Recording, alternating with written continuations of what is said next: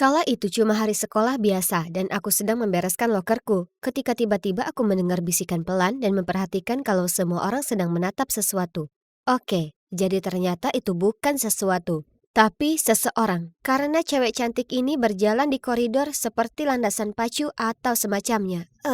Kenapa semua orang ternganga saat melihatnya, langsung menyambutnya dan menempelkan buku catatan di wajahnya untuk ditandatanganinya. Kupeluk bukuku dan bergumam, astaga, tidak ada yang istimewa darinya. Jadi, namaku Lily dan aku hanyalah cewek biasa. Keluargaku ya normal-normal saja, penampilanku normal, dan status sosialku ya itu juga normal. Aku cuma menjalani hidup, itu saja. Tidak ada hal menarik yang pernah terjadi pada cewek biasa sepertiku.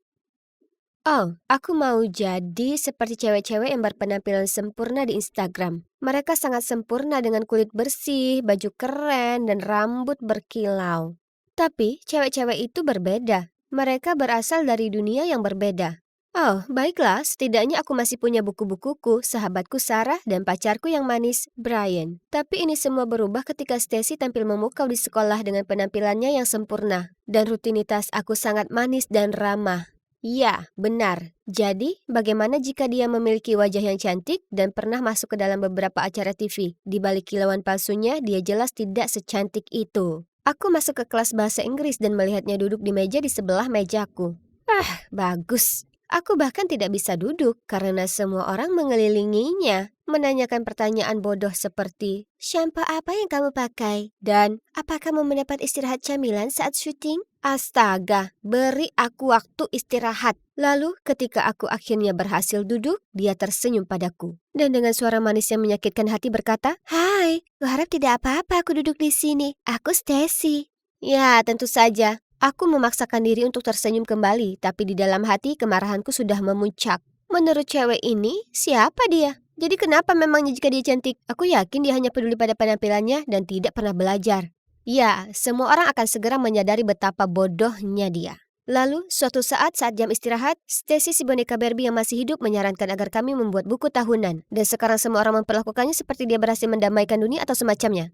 Kalian tahu apa yang paling parah? Aku sudah bilang begitu selama bertahun-tahun belakangan, tapi tidak ada yang mendengarkanku. Dan coba tebak siapa yang menerima begitu banyak kartu selamat datang dan surat cinta, hingga terjatuh dari lokernya dan menghalangi lorongnya. Ya, Stacy. Astaga, sudah berminggu-minggu. Kapan ini akan berhenti? Aku benci cara dia berterima kasih kepada semua orang dan tersipu. Aku perlu berada di dekat orang waras yang tidak mengira matahari bersinar dari dirinya. Dan dia ada di mana-mana. Itu membuatku mual. Tapi syukurlah waktu makan siangnya. Itu menjadi satu-satunya waktu damai dalam sehari bagiku. Saat aku bisa berkumpul dengan Sarah dan tidak perlu mengkhawatirkan Stacy. Tapi, apa ini? Apa yang dilakukan boneka Barbie itu sambil duduk di meja kami dan berbicara dengan sahabatku? Aku berjalan ke sana dan meletakkan nampanku di sebelah Sarah. Oh, hai Lily. Stacy baru saja mengatakan hal yang paling lucu. Bagus, gumamku pelan. Makan siang cobaan berat. Sarah mengabaikanku dan terus menanyakan pertanyaan bodoh kepada Stacy seperti, apa lawan mainmu Kyle sama gantengnya di kehidupan nyata? Dan, bagaimana kamu memadukan rok bermotif dan kaos berwarna? Kemudian pada hari itu karena tumpahan cat di karya seni, aku terlambat 5 menit keluar. Sarah setuju untuk mengantarku pulang, tapi ketika aku pergi ke tempat parkir, mobilnya tidak ada di sana. Lalu aku memeriksa ponselku dan melihat dia mengirimiku pesan. Kamu di mana? Aku sudah tidak sabar, jadi aku pergi dulu bersama Stacy. Sampai jumpa besok, X. Apa? Apa dia meninggalkanku untuk memberikan tumpangan palsu itu? Kami sudah berteman sejak kecil. Bagaimana dia bisa tertipu karena tindakan Stacy dan membuang persahabatan kami begitu saja? Merasa marah ku balas pesannya. Kamu meninggalkanku karena si populer itu? Bagaimana kamu bisa? Aku mengerti, yang baru masuk, yang lama keluar. Terima kasih banyak. Ponselku berbunyi saat dia menjawab. Lily, kamu tahu bukan seperti itu. Rumahmu dekat dari sekolah. Sementara rumah Stacy jauh dan dia harus kembali tepat waktu untuk bersiap-siap untuk jadwal syutingnya. Lebih marah dari sebelumnya, aku langsung mengetik pesan balasan. Terserah. Sayang sekali kamu akan selalu menjadi bukan siapa-siapa di matanya. Dia hanya memanfaatkan kamu untuk tumpangan gratis. Lalu kulemparkan ponselku ke tempat tidur. Aku sudah muak. Sarah telah menentukan pilihannya dan berteman dengan si palsu itu. Daripada aku, Sarah mungkin telah jatuh ke dalam perangkat Stacy, tapi setidaknya aku masih punya Brian, ya kan? Suatu sore aku sedang berbicara dengannya di halaman sekolah ketika Stacy terhuyung-huyung lewat. Bahkan usahanya berjalan terlalu keras pun menyebalkan. Dia tersenyum ke arah Brian-ku. Lalu dia dengan sengaja tersandung dan menjatuhkan buku yang dipegangnya. Aku meraih lengan Brian untuk menghentikannya mendekat, tapi dia melepaskan diri dari cengkramanku dan tetap menghampirinya. Aku melihat dia membantunya mengambil buku-bukunya, dan dia tersipu dan mengucapkan, "Terima kasih." Dia yang terburuk. Ketika dia berjalan kembali ke arahku dengan seringai lebar di wajahnya, aku tak tahan lagi, jadi aku berteriak padanya. "Beraninya kau meninggalkanku untuk membantunya?" Dia menatapku dengan bingung. "Lily, aku cuma membantunya." Ya, benar. Kamu tahu dia sengaja menjatuhkannya untuk menarik perhatianmu. Tapi kamu tetap mendatanginya karena menurutmu dia lebih cantik dariku. Dia menghela napas. Kamu konyol. Tahukah kamu, aku tidak bisa lagi menghadapi rasa cemburu egoismu. Anggap saja hari ini sudah selesai. Kita putus. Lalu dia pergi. Aku berdiri di sana mengawasinya, berharap dia menjadi tenang dan kembali. Namun dia tidak melakukannya. Ini semua salah Stacy. Dia telah mencuri sahabatku dan pacarku. Tidak lagi, ini waktunya untuk menunjukkan padanya bahwa dia tidak begitu sempurna. Aku menelusuri halaman media sosialnya untuk mencari ide. Dan langsung terlihat bahwa dia memikat para cowok dengan perut kencang yang mengendarai sepeda motor. Sangat mudah ditebak. Kutemukan situs web di mana aku bisa memperkerjakan seorang cowok untuk mempermainkan hatinya. Lalu membuangnya. Sudah saatnya dia menyadari betapa menyebalkannya merasa tidak diinginkan dan tidak berharga. Hah! Aku menemukan cowok sempurna bernama Josh. Dia berusia 19 tahun, seorang pecandu gym, dan dia punya sepeda motor. Wah, dia mahal, tapi itu sepadan kan? Aku mengatur untuk menemuinya di kedai kopi setempat, dan ya ampun, dia bahkan lebih tampan di dunia nyata. Aku berharap bisa menggunakan uang ini untuk menjadikannya milikku.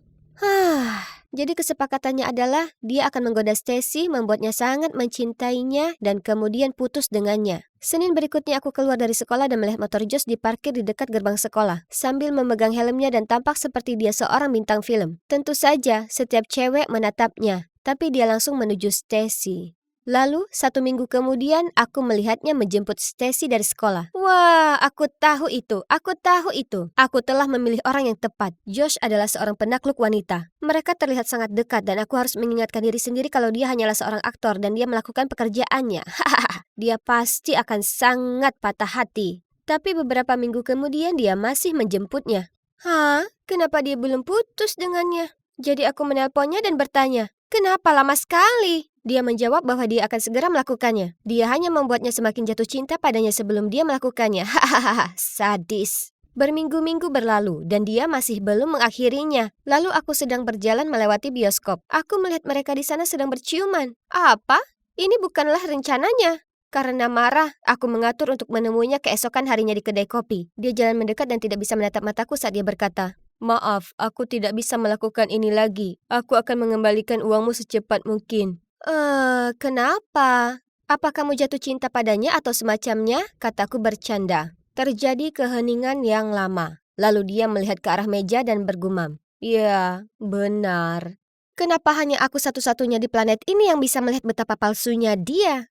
Terima kasih padanya, aku kehilangan sahabatku, pacarku, dan sekarang tabunganku.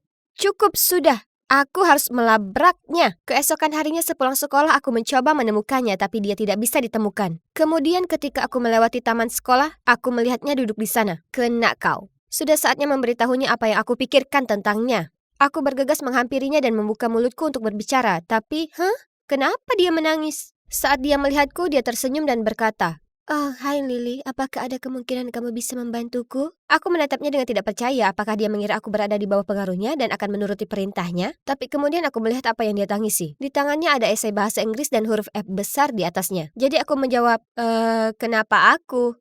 Kamu pintar sekali. Kamu menjawab semua pertanyaan di kelas dengan benar. Aku tidak ingin dihakimi berdasarkan nilai burukku. Itu sebabnya aku tinggalkan sekolah lamaku. Anak-anak lain menyebutku si cantik tanpa otak. Aku pindah ke sini untuk memulai awal yang baru. Tapi sekarang aku masih gagal. Oke, jadi pada saat itu aku menyadari bahwa ada hal-hal yang aku kuasai. Nilaiku bagus, dan aku cukup hebat dalam mengingat fakta.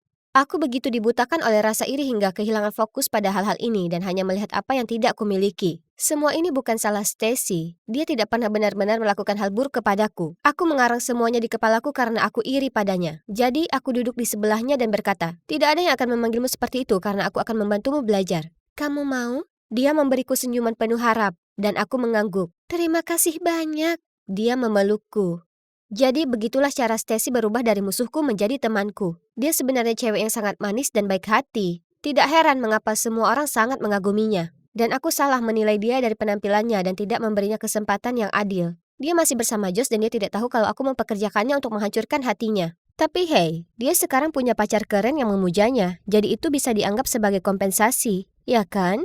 Brian dan aku masih putus. Tapi kalau dipikir-pikir, mungkin ini yang terbaik. Aku tahu aku bereaksi berlebihan, tapi dia menyerah begitu saja. Dan iya, aku mau mencari cowok yang tidak melakukan itu. Kalau masalah Sarah, aku pergi ke rumahnya dengan tas penuh permen favoritnya dan aku meminta maaf karena telah menjadi orang yang cemburu. Beruntungnya aku, dia memaafkanku. Sekarang, Sarah, Stacy, dan aku telah menjadi teman baik. Sarah dan aku sama-sama membantu Stacy belajar, dan dia memberi kami tips fashion. Dan tahukah kalian, aku menyadari bahwa aku cantik. Aku hanya perlu menemukan gayaku.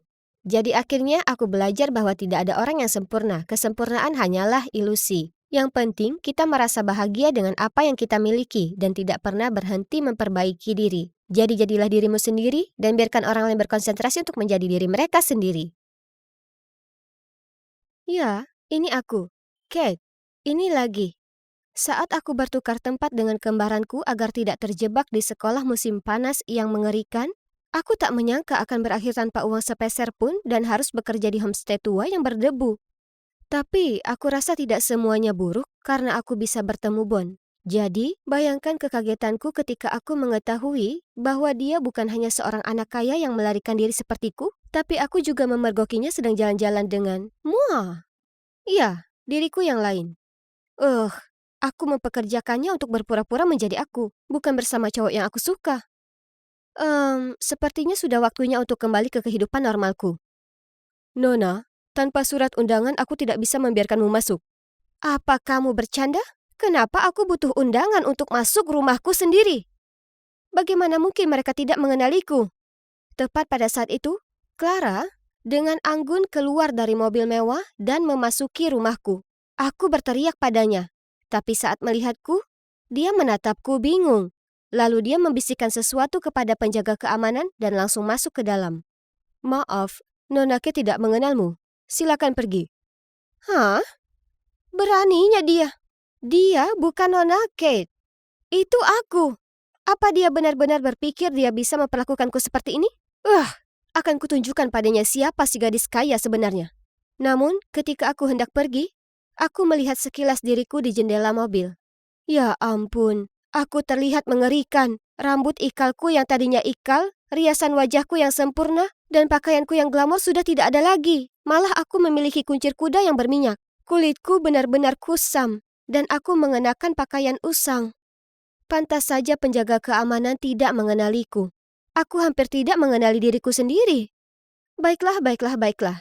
Betapa nyamannya kembali ke kamarku, berdandan lagi, dan mengambil kembali milikku. Bagaimana kamu bisa masuk ke sini? Ini kamarku. Ingat, aku bisa kabur sendiri. Jadi pasti aku bisa menyelinap kembali ke kamarku sendiri. Dengar, hei palsu. Misi sudah selesai. Saatnya kamu pergi. Misi apa? Kamu gila. Singkirkan tangan kotormu dari barang-barangku. Wow, sering-seringlah membenamkan dirimu dalam peran itu ya. Cukup. Sekarang kembalikan hidupku. Bagaimana jika aku tidak mau melakukannya? Beraninya kamu. Kamu pikir orang tuaku tidak akan mengenaliku? Mengingat aku telah berhasil menirumu selama sebulan penuh tanpa pertanyaan, aku meragukannya. Selain itu, mereka sedang dalam perjalanan bisnis selama sebulan di Dubai. Jadi, siapa yang akan membantumu sekarang, ya kan? OMG, dia sangat sombong, sulit diatur, dan menjengkelkan. Yang terburuk, dia mengingatkanku pada seseorang. Aku. Iya, aku yang dulu. Kenapa aku tidak menyadari sebelumnya betapa buruknya diriku sebenarnya? Mengabaikan wajah menantang Clara, aku mengeluarkan ponselku dan melakukan panggilan tatap muka ke orang tuaku. Mereka harus langsung mengenali bahwa itu aku, kan? Salah. Mereka menatap kami berdua kaget dan kebingungan. Tapi sepertinya mereka tidak bisa membedakan kami. Jadi mereka menyuruh kami berdua untuk tinggal di rumah untuk sementara waktu, sementara mereka membuat rencana untuk kembali. Sulitkah membedakan anak perempuan sendiri dengan anak udik? Tapi bagaimanapun juga, dia akan segera keluar dari sini. Keesokan paginya, kami kembali ke sekolah. Clara terlihat sangat kumuh dengan rok mini mungilnya. Astaga, ini bukan klub malam. Oh, Kate, kamu terlihat luar biasa. Di mana kamu membelinya? Itu dia. Teman-temanku pasti selalu bisa membedakan aku dari si tukang tipu. Tapi, tunggu dulu. Tidak, mereka bergerak menuju Clara. Hah? Apa mereka benar-benar memujinya? Wow, ada Kate lain di sini. Tapi itu versi yang salah. Versi yang jelek. Rasa panikku bertambah ketika semua temanku dan Clara tertawa terbahak-bahak. Kalian tidak mengenaliku? Aku Kate yang asli, yang kalian semua idolakan. Pencipta tren di sini. Semua orang menatapku dengan bingung dan kemudian kembali ke Clara. Lihat penampilannya yang menyedihkan. Dia hanya mencoba menjadi tiruanku. Setelah itu, Clara dan teman-temannya pergi. Astaga, hanya butuh satu musim panas bagi Clara untuk berubah menjadi diriku. Kenapa tidak ada yang mengenaliku? Melihat Clara menjalani hidupku bersama teman-temanku membuatku gila. Aku sekarang dipandang sebagai versi peniru diriku sendiri. Aku tidak mungkin kalah dari penipu licik ini. Jadi keesokan harinya, aku memutuskan untuk menunjukkan kepada semua orang betapa karismatiknya aku. Bagaimanapun, bentuk bersifat sementara, tetapi kelas bersifat permanen. Dan segera, semua orang akan menyadari siapa Kate sebenarnya. Ya kan? Aku menunggu sampai Claire menyingkir. Lalu aku pergi ke kelompokku dan mulai mengingat kembali beberapa cerita lama kami yang hanya mungkin diketahui oleh diriku yang sebenarnya. Saat Clara kembali, dia terlihat geram. Suatu hari ketika aku baru saja memasuki kafetaria, aku melihat kelompokku menyuruh seorang gadis kutu buku mengerjakan tugas untuk mereka. Ibumu adalah petugas kebersihan sekolah yang payah. Jadi kamu juga hanyalah anjing kami. Sekarang cepat, ambilkan kami saus tomat. Ketika gadis itu membawakannya kepada mereka, salah satu dari mereka menyandung kakinya dan membuat wajahnya terjatuh ke piring saus. Seluruh kelompok tertawa.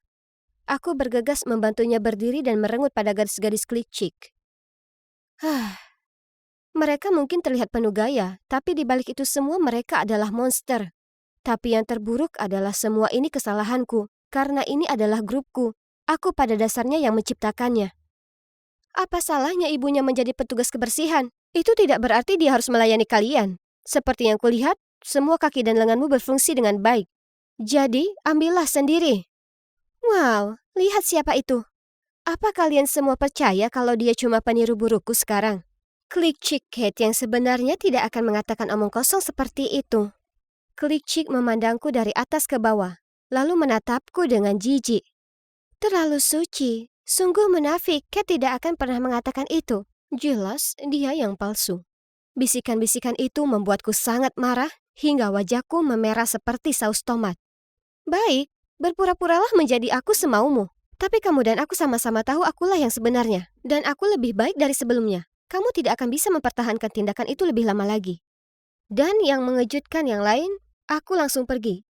Malam itu, media sosial dibanjiri dengan pemberitaanku. Percayakah kalian, sebenarnya aku diolok-olok sebagai peniru, sedangkan Clara dipuji? Konyol sekali. Aku menelusuri foto-foto lamaku dan mengamati ribuan like dan pujian. Aku hidup dalam kekaguman semua orang. Mungkin aku perlu kembali menjadi Kate yang sombong dan angkuh. Lalu semuanya akan berakhir, bukan? Hanya saja aku tidak bisa melakukannya. Aku tidak bisa lagi menjadi versi diriku yang tidak berperasaan dan egois. Jadi bagaimana aku bisa mengakhiri semua kekacauan yang kubuat sendiri ini? Ada cara lain. Jika hanya ada satu Kate yang muncul, tidak akan ada lagi penipu. Sepertinya hari ini akan menjadi hari yang sangat menyenangkan di sekolah. Tapi sayang sekali Clara kita yang manis tidak bisa bergabung dengan kita. Semua orang menyambutku dengan hangat karena mereka mengira penipu yang dicoreng di media sosial kemarin terlalu malu untuk menunjukkan wajahnya. Meski begitu, aku tidak ingin berteman dengan gadis-gadis jahat ini lagi. Grup Klik Chick harus dibubarkan. Saat aku tenggelam dalam pikiranku, entah dari mana, seorang kutu buku menghalangi jalanku dengan karangan bunga. Dia dengan takut-takut mengulurkannya kepadaku, dan orang-orang mulai berdengung dan menunjuk-nunjuk. Gadis-gadis dalam kelompok itu mengambil fotonya dan mendesakku maju. Itulah Kate kami dengan pesonanya yang tak tertahankan. Haha, esai seseorang sudah siap minggu depan. Aku ragu-ragu, tidak tahu harus berkata apa. Aku tidak ingin menerima cinta dari seseorang yang tidak aku sukai. Orang-orang mulai mengerutkan kening ketika diamnya aku. Lalu beberapa suara keraguan muncul. Kenapa dia tidak menerima bukit seperti biasanya? Mungkin dia bukan... Aku melihat warna merah. Tiba-tiba aku menyadari bahwa berpura-pura menggoda seseorang hanya agar mereka mengerjakan pekerjaan rumah kita tidak masuk akal. Dan di atas segalanya, itu tidak adil baginya. Kamu tidak akan punya nyali melakukannya, kan? Karena kamu bukan Kate. Karena kaget, aku berbalik dan melihat Clara mengambil buket bunga dari tangan si kutu buku. Aku mengambilnya kembali dengan marah. Dia menyukaiku, bukan kamu. Dia menyukai Kate, dan akulah Kate. Clara itu tidak tahu malu mengatakan itu. Apakah dia benar-benar berpikir dia bisa menjadi aku? Apakah menurutnya bersikap jahat dan sombong membuatnya menjadi it girl? Betapa dangkalnya dia. Ya, jika itu Kate dari masa lalu, aku akan menerima karangan bunga itu dan menyuruh dia mengerjakan pekerjaan rumahku. Tapi Kate yang sekarang tidak akan melakukan itu. Lakukan sendiri. Berhentilah mengandalkan orang lain untuk melakukan segalanya untukmu. Sedangkan untukmu, Clara, izinkan aku memberitahumu ini. Terlepas dari upaya terbaikmu, kamu tidak akan pernah menjadi aku. Sekali pembohong, tetap pembohong. Kamu palsu. Aku sudah selesai di sini. Aku adalah diri aku yang sebenarnya, dan jika mereka tidak dapat melihatnya, terserahlah. Jadi, aku pergi. Tiba-tiba, sebuah tangan menarikku kembali. Itu si kutu buku. Maaf, tapi aku benar-benar tidak menyukaimu seperti itu. Kamu benar-benar tidak punya perasaan apapun padaku? Kamu yakin? Atas kata-katanya, dia melepas wig, kacamata, dan tahi lalat di wajahnya. Bon? Apakah itu benar-benar kamu? Aku sangat kaget sampai aku tidak dapat mempercayai mataku. Bon menyerahkan buket itu kepadaku dan berkata, "Kau tidak akan mengatakan tidak, kan?" Tentu saja, bagaimana aku bisa mengatakan tidak? Aku membawanya ke ruang kelas yang kosong untuk berbicara. Kenapa kamu ada di sini? Dan ada apa dengan penyamarannya? Setelah aku meninggalkan homestay, aku kembali ke rumah. Dan orang tuaku melakukan apa yang selalu mereka lakukan. Dan mencoba merayu seolah-olah uang dapat menyelesaikan segalanya dengan mengadakan pesta mewah. Aku masih menunggu. Ketika aku kaget, kamu masuk bersama keluargamu. Hah? Pesta apa? Oh, yang dia maksud pasti Clara. Dia melanjutkan, aku pergi untuk berbicara denganmu tapi kamu bertindak seolah-olah kamu belum pernah bertemu denganku sebelumnya. Jadi tidak butuh waktu lama untuk tahu bahwa gadis ini bukan kamu. Aku khawatir, jadi aku menelpon homestay dan mereka bilang kamu akan pergi.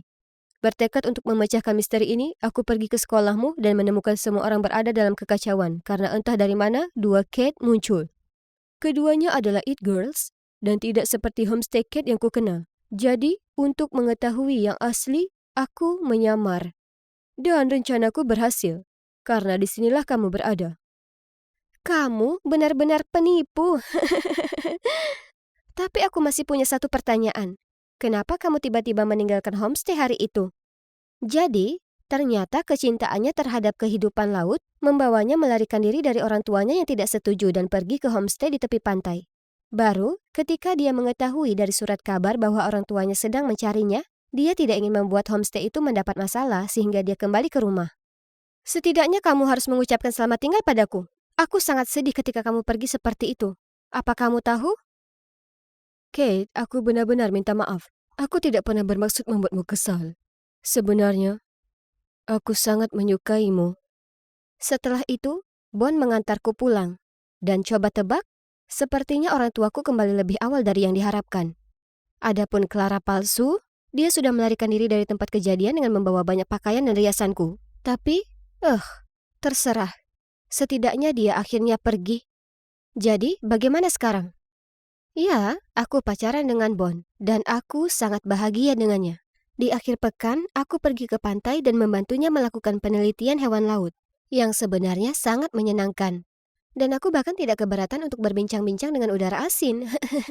Aku tidak pernah meremehkan orang tuaku lagi, dan aku tidak pernah memaksa siswa lain melakukan tugas bodoh untukku. Dan tentu saja, klik chick sudah tidak ada lagi. Semua orang di sekolah sudah terbiasa dengan versi diriku yang baru dan lebih baik. Tentu saja, aku akan selalu menjadi it girl yang menentukan tren. Tapi hanya yang layak. Hai yang di sana, aku Evie dari Georgia. Jadi, aku terlihat seperti gadis remaja biasa, ya kan? Kalian tunggu saja sampai kalian lihat apa yang bisa kulakukan. Anak-anak zaman sekarang sangat kasar dan sulit diatur. Kusalahkan para orang tua, sudah tak ada lagi kedisiplinan. Lihat, mereka bahkan tak hormati kepala sekolah mereka. Tapi tak masalah, aku tahu cara menangani mereka. Begitulah, hanya beberapa kata dan kelas langsung diam. Apa ini Bu Gardner? Wisata itu yang kami nantikan selama berbulan-bulan. Berkat perilaku buruk semuanya. Ya, lebih tepatnya berkat tindakan kalian 25 orang dari 300 murid yang ada. Tak seorang pun punya sesuatu untuk dinantikan tahun ini. Oke, kalau begitu, Bu. Hukum kami. Tapi kenapa harus menyeret seluruh angkatan dalam hal ini? Kelas yang lain pasti tak akan membiarkan kami sendiri setelah ini. Tak seorang pun suka dihukum. Itulah kenapa itu berhasil. Sekarang, kita lihat apa yang rekan kalian katakan soal ini ya. Seluruh kelas bergumam dengan, sungguh tak adil, semena-mena, penyihir jahat. Astaga, anak-anak ini selalu penuh energi. Kembalilah ke tempat duduk kalian dan tulislah permintaan maaf kepada Bu Helen. Serta janji tak akan berperilaku buruk lagi. Kalau tidak, semua orang dengan enggan duduk. Dan begitulah. Ya Tuhan, siapa kau? Saya, hanya saja. Murid-murid yang sulit diatur ini perlu dapat pelajaran karena sudah membuat Bu Helen begitu kelelahan sampai berakhir di rumah sakit. Jadi kau memutuskan untuk meniruku? Baiklah kalau begitu tolong beritahu ibumu kita akan bicarakan ini di sini besok pagi. Dengan murung aku jalan pulang sepelan mungkin. Segera saat aku jalan melewati pintu, ibu melotot padaku. Ya, ibuku adalah Bu Helen, wali kelas terbaik yang pernah ada. Bagaimanapun, anak-anak di kelasnya membuat hidupnya merana, yang menyebabkan ibu mengalami tekanan darah tinggi dan akhirnya berakhir di rumah sakit. Aku hanya ingin membantunya, tapi sebaliknya, aku hanya berhasil memperburuk keadaan. Hai Bu, aku minta maaf, tapi tak kusesali perbuatanku. Ibu mulai menceramahiku tentang bagaimana keadaan sudah cukup buruk karena ayah pergi, dan murid-muridnya yang membangkang tanpa perlu aku bertindak seperti orang gila. Orang gila? Maksudnya saat dimana aku meniru orang-orang yang kuinginkan? Tapi itulah hobiku. Aku mewarisi hasrat itu dari ayahku, seorang penata rias efek khusus yang terkenal. Perasaan di saat aku sukses berubah jadi seseorang itu luar biasa. Dan itu juga membantuku merasa terhubung dengan ayahku, meski aku belum bertemu dengannya sejak sekian lama. Ini semua bermula saat aku usia 13 tahun, dan ayah membantuku dandan menjadi idola favoritku di festival sekolah. Ayah mengajariku bagaimana menganalisa karakter dan mempraktekkan penyamaran. Eyeliner tebal, mata smoky, kontur, ditambah pakaian bodycon. Aku terlihat seperti si L dari 2NE1 sungguhan. Teman-temanku suka sekali tampilan baruku, jadi selama beberapa tahun berikutnya, aku menyamar jadi banyak orang. Termasuk Lady Gaga, Avril Lavigne, Miley Cyrus, dan Sia. Perasaan bahwa bakat make-upku dikagumi dan dinanti-nantikan, sungguh membuat ketagihan. Hey, apa kali ini Billie Eilish? Kenapa bukan Taylor Swift? Aku sangat menyukainya. Aku selalu melakukan apapun yang ku mau, dan selalu persis jadi siapa aku. Wah, kau persis sekali. Kau ini shape-shifter atau apa? Tak perlu diragukan. Sekali aku meniru seseorang, kupastikan kutiru gerak-gerik dan tingkah laku mereka dengan benar. Bakatku tak berhenti pada makeup yang luar biasa. Aku berusaha mengumpulkan barang-barang dari lokerku saat segerombolan murid melewatiku dan hampir membuatku terjatuh. Hah? Siapa cowok asing dan cukup tampan yang mereka kejar itu? Lihat betapa sombongnya dia. Apa dia pikir dia itu Donald Trump atau siapa? Itu Sander. Dia baru pindah ke sini. Oh ya, pelankan suaramu. Kau tak mau membuat para penggemarnya kesal. Aku tak takut dengan cewek yang terlalu kemayu itu yang tergila-gila dengan cowok. Tak ada yang membuatmu takut ya kan, Evie? Sekarang ayo kita makan granola. Leo mungkin suka granola yang membosankan, tapi tidak, terima kasih. Aku akan makan hamburger dan ayam goreng. Billie Eilish bukan tipe yang menolak makanan lezat untuk omong kosong penggila sehat. Oh, itu dia lagi si Sender yang menyebalkan. Tapi kali ini dia mengincar Kayla, gadis seksi sombong dari kelasku. Ada cowok yang mendekatiku dan minta selfie denganku. Kemudian tiba-tiba ku dengar teriakan. Kau pikir kau sedang apa? Aku berbalik dan melihat apa yang terjadi. Dan kulihat Kayla mengamuk ke gadis malang yang tak sengaja tersandung dan jatuh ke pangkuan Sender. Apa yang kau pikir kau lakukan? Lihat dirimu sendiri sebelum mencoba menarik perhatian cowokku. Dasar bodoh dan jelek. Sombongnya. Apa dia pikir kecantikannya begitu memukau sampai bisa membantunya mempertahankan cowoknya? Tapi tidak dengan otak kosong itu, sis.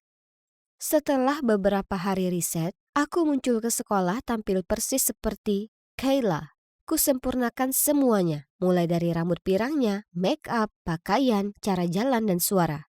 Jujur, kali ini aku cukup gugup. Berpakaian sebagai orang yang aku sungguh kenal selalu lebih menyeramkan, terutama saat temannya sedang berjalan mendekat. Wah, gaun ini cantik sekali. Kau ini sungguh fashionista sekolah kita, Kay. Ayo, Sender menunggu kita di lapangan olahraga. Tolonglah, kau pikir aku sungguh mau ada kau di dekatku? Aku hanya memanfaatkanmu. Dan kamu, kau terus membuntutiku seperti peliharaan. Itu tragis sekali. Apa kau gila? Aku tahu kau juga suka Sender. Aku bisa lihat tatapan mesra yang kau berikan padanya. Setelah aku putus dengannya, akan kupertimbangkan memberinya padamu. Aku berjalan pergi meninggalkan para cewek itu kebingungan. Tapi aku tak bicara apapun yang berbeda dari apa yang Kayla pikirkan. Ya kan? Andai saja dia sangat berterus terang dengan teman-temannya. Sekarang, mari kita lihat ke target utama. Memikirkannya membuat bulu kuduku berdiri. Aku sedang sibuk, sayang. Nongkrong saja dengan teman-temanmu sekarang. Dia sedang main Call of Duty di ponselnya. Aku di sini untuk putus dengannya. Tapi, tunggu dulu. Cowok ini jago. Aku mau mencoba. Sejak kapan kau tahu cara memainkan permainan ini?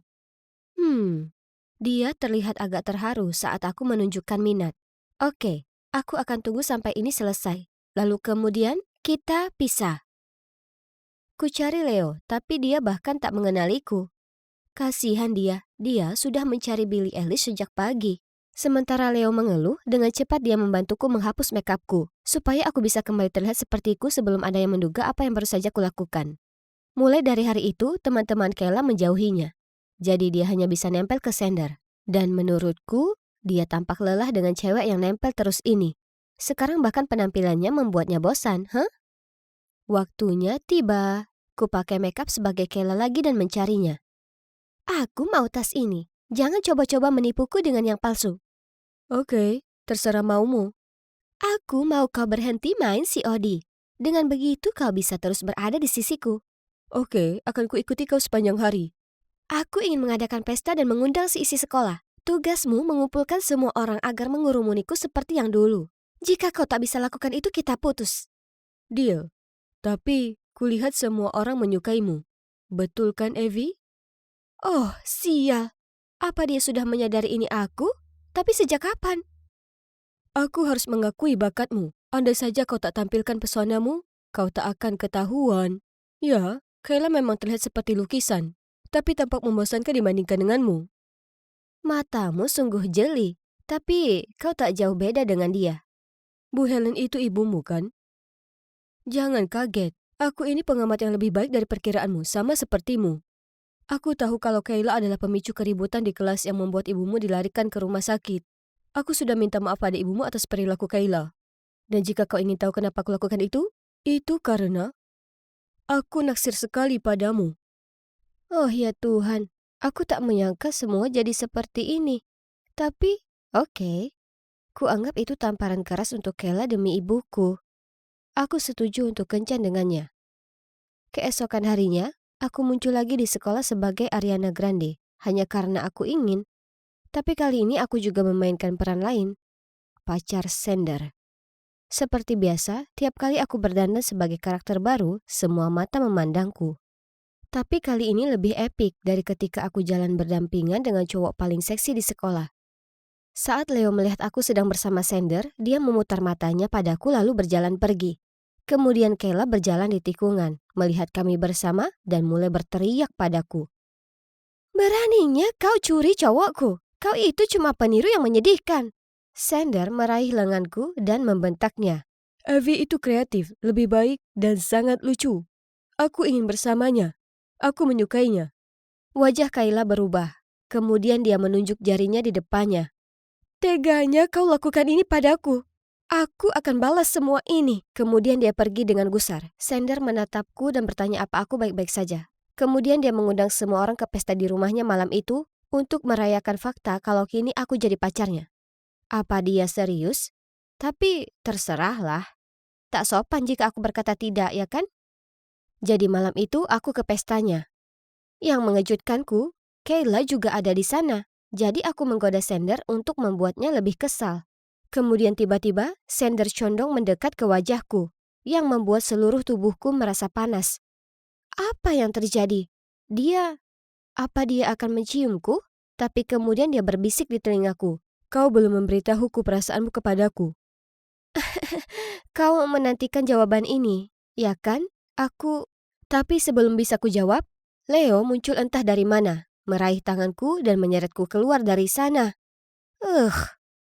Apa yang kau lakukan?"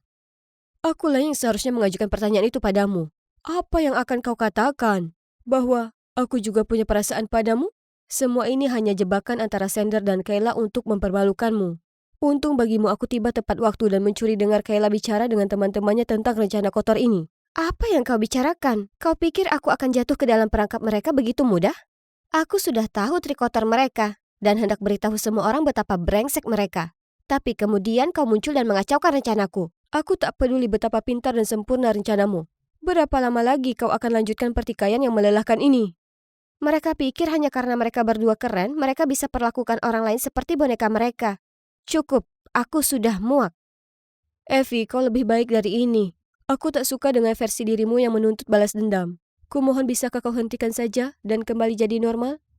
Leo berjalan pergi dengan gusar dan meninggalkanku sendiri di jalan. Aku bergegas pulang dan menghapus makeupku. Kenapa Leo begitu marah padaku? Aku tak lakukan kesalahan.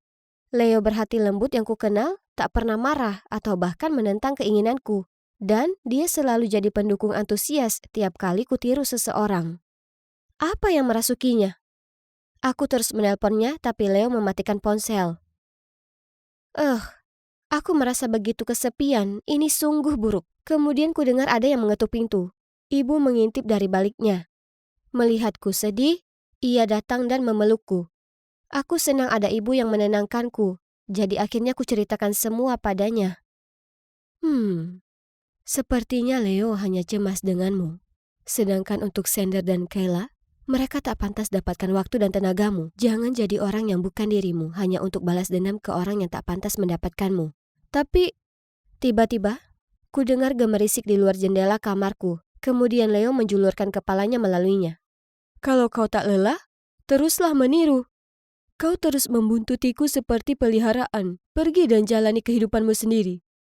Aku dan ibu tertawa berdua dengannya. Kemudian ku peluk Leo dan katakan padanya aku menyesal. Benar, bahwa pura-pura jadi orang lain itu melelahkan. Dan aku harus akui, aku salah menggunakan nama Kayla untuk menyabotase hubungannya. Besok aku akan mencarinya lalu minta maaf. Meskipun aku tak ingin, tapi aku harus cari cara untuk mengakhiri semua ini dengan damai. Kemudian, aku bisa fokus jadi diri sendiri sementara waktu, tanpa ada drama apapun. 98, 99, dan satu lagi. Dan 200.000 follower. Sepertinya aku memberikan kesan yang cukup besar pada dunia. Hai, kalian sedang melihat influencer kecantikan dan gaya hidup terhot di Park Springs High School. Cantik dan pintar. Aku punya keduanya. Tidak mengherankan, kan? Jelas sekali, cewek sepertiku mendapat banyak perhatian. Oh, itu Ben si kutu buku kami, fanboy nomor satuku. Dia selalu mengikutiku berkeliling sekolah dan menawarkan bantuan padaku dalam, segala hal. Aku tak menyalahkannya, maksudku pada dasarnya akulah ratunya. Hai Ben, aku tidak melihatmu di lokerku seperti biasanya. Apa kamu tidak apa? Aku kehabisan uang hari ini, jadi Tunggu, Ben, jangan berkata seperti itu. Orang akan mengira aku memalakmu atau semacamnya. Aku tidak pernah meminta makanan dan benda-benda itu. Iya, kamu tidak... eh, maaf. Oke, jadi itu aneh. Kemudian segalanya menjadi lebih aneh saat aku mendengar Christine memberitahu teman-temannya bahwa setelah terekspos, follower penyanyi IG anonim telah meroket hingga 500.000 follower. Tapi masalahnya, dia bersekolah di sini. Dia bukan siapa-siapa di kelas bio. Stella. Stella bergegas melewatiku menuju kelas, diikuti oleh segerombolan orang yang mencoba mengambil fotonya dan memintanya untuk bernyanyi. Bla bla bla. Beberapa anak cowok bahkan menawarkan untuk mengantarnya pulang setelah kelas berakhir. Ya ampun. Apa yang mereka pikirkan? Dia bisa berakting menjadi cewek rapuh dan membingungkan para pecundang ini, tapi dia tidak membodohiku. Skenarionya yang dimainkan terlalu berlebihan. Tapi, iya, kenapa Ben terburu-buru mendekatinya? Benar-benar pengkhianat. Ben, di mana PR-ku? Dia bahkan tidak bisa memberikan alasan yang lebih baik selain, aku pergi keluar tadi malam. Ini omong kosong. Aku baru saja mendengar dia menawarkan untuk membantu Stella mengerjakan PR-nya. Dan coba tebak, cewek ini yang masih dengan penampilan nona pemalu kecilnya memberitahu Ben bahwa dia bisa mengerjakan esainya sendiri. Apa dia pikir dia itu Beyonce atau semacamnya? Bertingkah angkuh dan mengira dia adalah mercusuar alam semesta? Aku sangat marah. Jadi dia ingin merasakan ketenaran ya? Anggap saja sebagai senior di bidang ini, setelah mengalami sisi buruknya, sudah saatnya aku mengajari dia sopan santun. Setelah itu, aku memastikan dia menjadi topik utama setiap pembicaraan di sekolah. Hei, dia perlu mempelajari cara kerja permainan ketenaran ini. Semua orang terkikik, menunjuk, dan berbisik di belakang punggungnya. Dia harus menutupi dirinya dengan hoodie yang menyembunyikan separuh wajahnya dan berjalan melewati sekolah dengan cemas. Ya, aku tahu betul perasaan paranoid itu ketika kamu terobsesi dengan kenapa orang terus memandangmu dengan aneh. Lalu suatu hari aku sedang meletakkan buku-bukuku kembali ke lokerku saat aku melihat sekilas seseorang berlari melewatiku sambil menangis. Itu adalah Stella. Dan dia menjatuhkan catatan yang berbunyi, jika aku jadi kamu, aku tidak akan pernah muncul di sekolah. Lagi, kamu konyol. Astaga, apakah orang-orang mengatakan hal ini? Ini terlalu kasar. Apa yang terjadi? Astaga, ya ampun. Dia tidak mengira akulah yang menulis ini, kan? Sejak hari itu, Ben benar-benar mengabaikanku. Dan lebih buruk lagi, dia terpaku pada Stella yang menghiburnya saat orang-orang membicarakan dia di belakang. Astaga. Lalu suatu hari, aku sedang mengikat tali sepatu dan aku mendengar beberapa pemandu sorak mencoba membuka telepon seseorang. Tepat pada saat itu, Stella keluar dari kamar mandi. Kesal melihat orang lain melanggar privasinya, dia mencoba melawan. Tapi astaga, si wallflower ini bahkan tidak bisa membuat mereka bergeming. Baiklah, aku akan membantunya, tapi cuma kali ini saja. Dasar payah. Kamu kira kamu yang menguasai tempat ini sekarang cuma karena kamu terkenal? Katakan pada Ben aku tidak menaruh catatan itu di lokermu. Lebih baik lagi telepon dia sekarang. Oh, ayolah. Lari saja ke bangku penonton dan beritahu si kutu buku itu. Pergi. Apa yang kalian lihat? Aku pergi ke bangku penonton dan menemukan Ben sedang menghibur Stella. Sekarang bagaimana? Mengadu padaku lagi?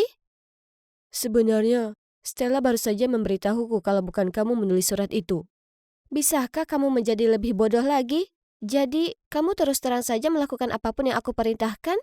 Jangan pedulikan dia. Memang seperti itulah dia. Agak kasar tapi benar-benar teman yang baik. Aku tidak punya teman. Ya, aku sudah mempelajarinya dengan susah payah. Di masa-masa awal aku menggunakan Instagram, satu-satunya teman yang aku percaya memposting video saat aku sedang berganti pakaian di kamar mandi sekolah. Aku masih menyimpan kaosku di dalam bajuku, tapi itu memberikan pelajaran kejam tentang persahabatan dan ketenaran. Saat kamu terkenal, orang akan selalu menginginkan sesuatu darimu. Kamu tidak bisa percaya siapapun. Kamu mendengarkanku? Stella. Siapa itu? Liam, teman Stella dari klub musik. Mereka terlihat serasi bersama ya kan? Apa? Apakah kamu iri padanya atau apa? Untuk cewek konyol itu? Ben tidak berkata apa-apa, hanya menatap mereka dengan tatapan kosong. Hah? Dia tidak pernah menatapku seperti itu lagi. Sekarang aku bukan lagi ratu Instagram. Itu berarti aku bukan lagi ratunya. Memang benar tidak ada orang yang bisa kupercaya. Beberapa hari kemudian, ada pertandingan rugby besar.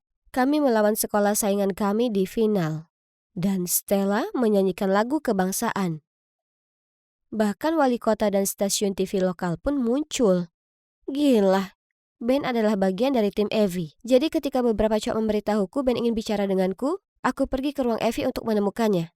Apa yang ingin dia bicarakan? Semoga saja tidak ada kaitannya dengan Stella. Tapi sesampainya di sana, tidak ada seorang pun di sekitar. Hah? Tepat pada saat itu, layar memperlihatkan Stella naik ke podium bersiap bernyanyi. Namun alih-alih melodi yang menenangkan, serangkaian suara aneh yang terdistorsi keluar dari mikrofonnya. Apa yang sedang terjadi? Apa yang kamu lakukan di sini? Ashley. Dia mendorongku ke samping dan buru-buru memperbaiki sound system. Dan semenit kemudian, keadaan kembali normal dan Stella dapat memulai kembali lagunya. Ben menatapku dengan pandangan menuduh, lalu menyeretku ke belakang bangku penonton, di mana kami bertemu dengan Stella dan Liam. Lalu Ben memberitahunya bahwa aku telah mengacaukan mikrofonnya. Bagaimana bisa dia mengira aku mampu melakukan hal sejahat itu? Sementara itu, orang Liam ini turun tangan dengan mengatakan bahwa itu mungkin kesalahan teknis. Ya, terserahlah, aku mau pergi. Tapi Liam menyusulku. Aneh, bukankah dia dan Stella punya perasaan? Ia langsung membantahnya dan mengatakan mereka hanya kenalan dari klub musik. Tapi kamu, aku sudah lama ingin lebih dekat denganmu. Kamu adalah ratu Instagram sejati, bukan Stella. Wow, orang ini buaya kelas atas. Semenit yang lalu, tangannya melingkari Stella. Dan sekarang dia mencoba untuk merayuku. Dia bahkan mulai mencondongkan tubuhnya untuk mencium pipiku. Dengan cepat, aku menghindarinya saat aku melihat ekspresi muram Stella dari belakang. Astaga, sudah waktunya untuk keluar dari sini.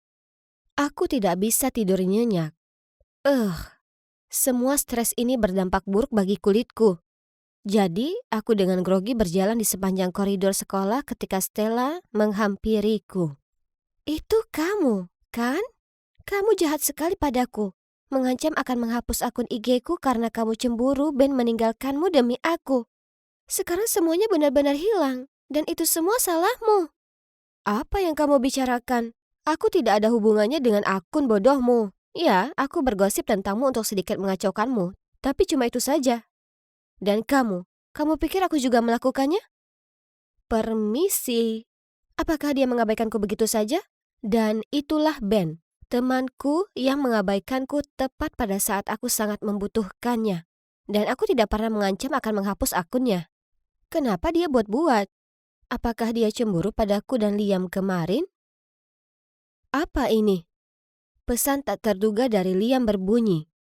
Hai Ashley, jangan khawatir sayang, aku mendukungmu. Bagaimana menurutmu kalau kita bertemu jam 8 malam di taman?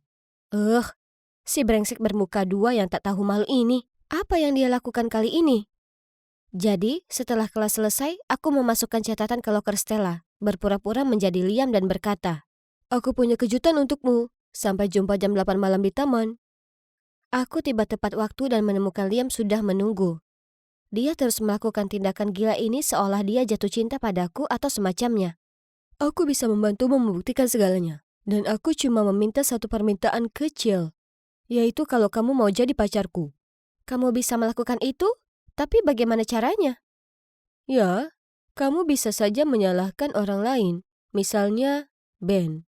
Oh sayang, kamu tidak perlu melakukan apapun. Datang saja padaku dan biarkan cowokmu ini yang menanganinya. Orang ini membuatku ingin muntah. Tapi aku tetap harus bersikap tenang agar aku bisa mengetahui apa yang disembunyikan oleh cowok ini. Kedengarannya menarik, tapi aku ingin tahu lebih banyak. Bagaimana kamu akan melaksanakan rencana brilianmu? Sayang, aku sudah memiliki semua bukti di tanganku. Maksudmu? Benar. Akulah yang menghapus akun IG Stella dan aku tahu cara untuk menyalahkan orang lain. Apa yang kamu lakukan? Ashley, aku membiarkan rasa cemburuku membutakanku. Jadi ketika aku melihatnya meraihmu tepat di depanku, aku baru saja melakukan hal bodoh. Setidaknya kamu bukan satu-satunya orang bodoh di sini. Dia mempermainkan kita berdua. Dan sebagai catatan, dia bukan tipeku. Tipemu? Coba ku tebak. Seseorang seperti Ben? Dia sangat bodoh sehingga dia tidak pernah menyadari bahwa aku mempunyai perasaan padanya. Tapi, kamu lebih mirip tipenya daripada aku. Selain itu, cara dia meninggalkanku saat aku sangat membutuhkannya. Ashley, aku tidak bermaksud menyakitimu seperti itu. Ah, kamu selalu berada di sana sepanjang waktu? Ya, aku sudah mendengar semuanya, termasuk bagian tentang bagaimana perasaanmu terhadapku. Dengar, itu tidak seperti yang kamu pikirkan. Aku tidak menyukai Stella seperti itu. Masalahnya adalah, aku melihatnya bernyanyi di kedai kopi, dan langsung menyadari bahwa dia adalah penyanyi anonim favoritku di Instagram. Jadi, aku tidak sengaja mengungkapkan identitasnya secara online. Satu hal mengarah ke hal lain. Aku merasa sangat bersalah sehingga aku ingin membantu di sisi Stella, dan tanpa sengaja mendorongmu menjauh. Dan bukan berarti aku tidak mempercayaimu. Setelah kamu pergi, ku coba yakinkan semua orang kamu tidak melakukannya, tapi mereka tidak mempercayaiku. Lalu Stella menunjukkan padaku catatan di lokernya tentang Liam yang mengajaknya kencan. Dan aku mengenali tulisan tanganmu. Aku jadi khawatir. Jadi, kamu tidak menyerangku? Ya, aku tahu kamu terkadang terlihat dingin. Tapi jauh di lubuk hati, hatimu baik. Jadi, ternyata Stella menjadi viral, berarti beberapa penyanyi lounge lokal kehilangan banyak pertunjukan. Jadi dia menyewa Liam untuk menghapus akun Stella selamanya. Orang ini bukan main-main. Catatan itu, pemandu sorak, kecelakaan mikrofon. Dia bertanggung jawab atas semuanya. Beruntungnya aku berhasil mengaktifkan mode rekaman di ponselku untuk seluruh percakapanku dengannya. Jadi keesokan harinya, aku melaporkannya ke kepala sekolah. Ya, tidak ada perbuatan buruk yang luput dari hukuman. Jadi aku harap dia menikmati masa hukumannya, Liam. Lalu aku tidak lagi bersolo karir. Aku punya teman baru di sisiku, yang sekarang telah keluar dari media sosial dan menikmati hasratnya untuk bernyanyi. Dan Ben tetaplah Ben. Orang bodoh, tapi orang bodoh milikku. Aku baru sampai di sekolah, tapi aku bisa tahu ada yang tak beres. Bro, ada apa ribut-ribut? Apakah lakukan hal gila lagi? Lihat ini. Astaga jijik. Maaf, salah jalan. Lewat sini. Ini, Bu Stewart, kepala sekolah kita yang baru. Di depanku seorang wanita dengan tatapan tajam yang memancarkan aura menakutkan. Ya, itu di luar dugaan. Karena kami semua mengira Pak Smith yang akan memimpin. Karena dia sudah mengabdi sebagai wakil kepala sekolah bertahun-tahun lamanya. Tiba-tiba, ponsel semua orang bergetar. Ada apa dengan wajah tegas itu? Dia tampak begitu marah pada dunia. Apa dia alergi dengan kulit kita? Rok semua orang terlalu pendek. Tak ada pesta dansa tahun ini. Sulit dipercaya. Dia ini kepala sekolah atau sipir penjara. Perhatian para cowok. Dia tahu tempat merokok rahasia kita. Astaga, lihat semua wajah yang disematkan di ponsel mereka. Para penyebar gosip. Selama beberapa hari berikutnya, rumor tentang kepala sekolah kami yang baru sepertinya tersebar kemana-mana. Info tentangnya sepertinya lebih banyak dicari daripada tiket Imagine Dragon. Dan juga, sejak hari pertama kepala sekolah tiba di sini, serangkaian cerita aneh mulai beredar. Suatu hari aku berjalan menuju kelas dan mendengar cerita paling konyol di dunia. Sekolahku berhantu.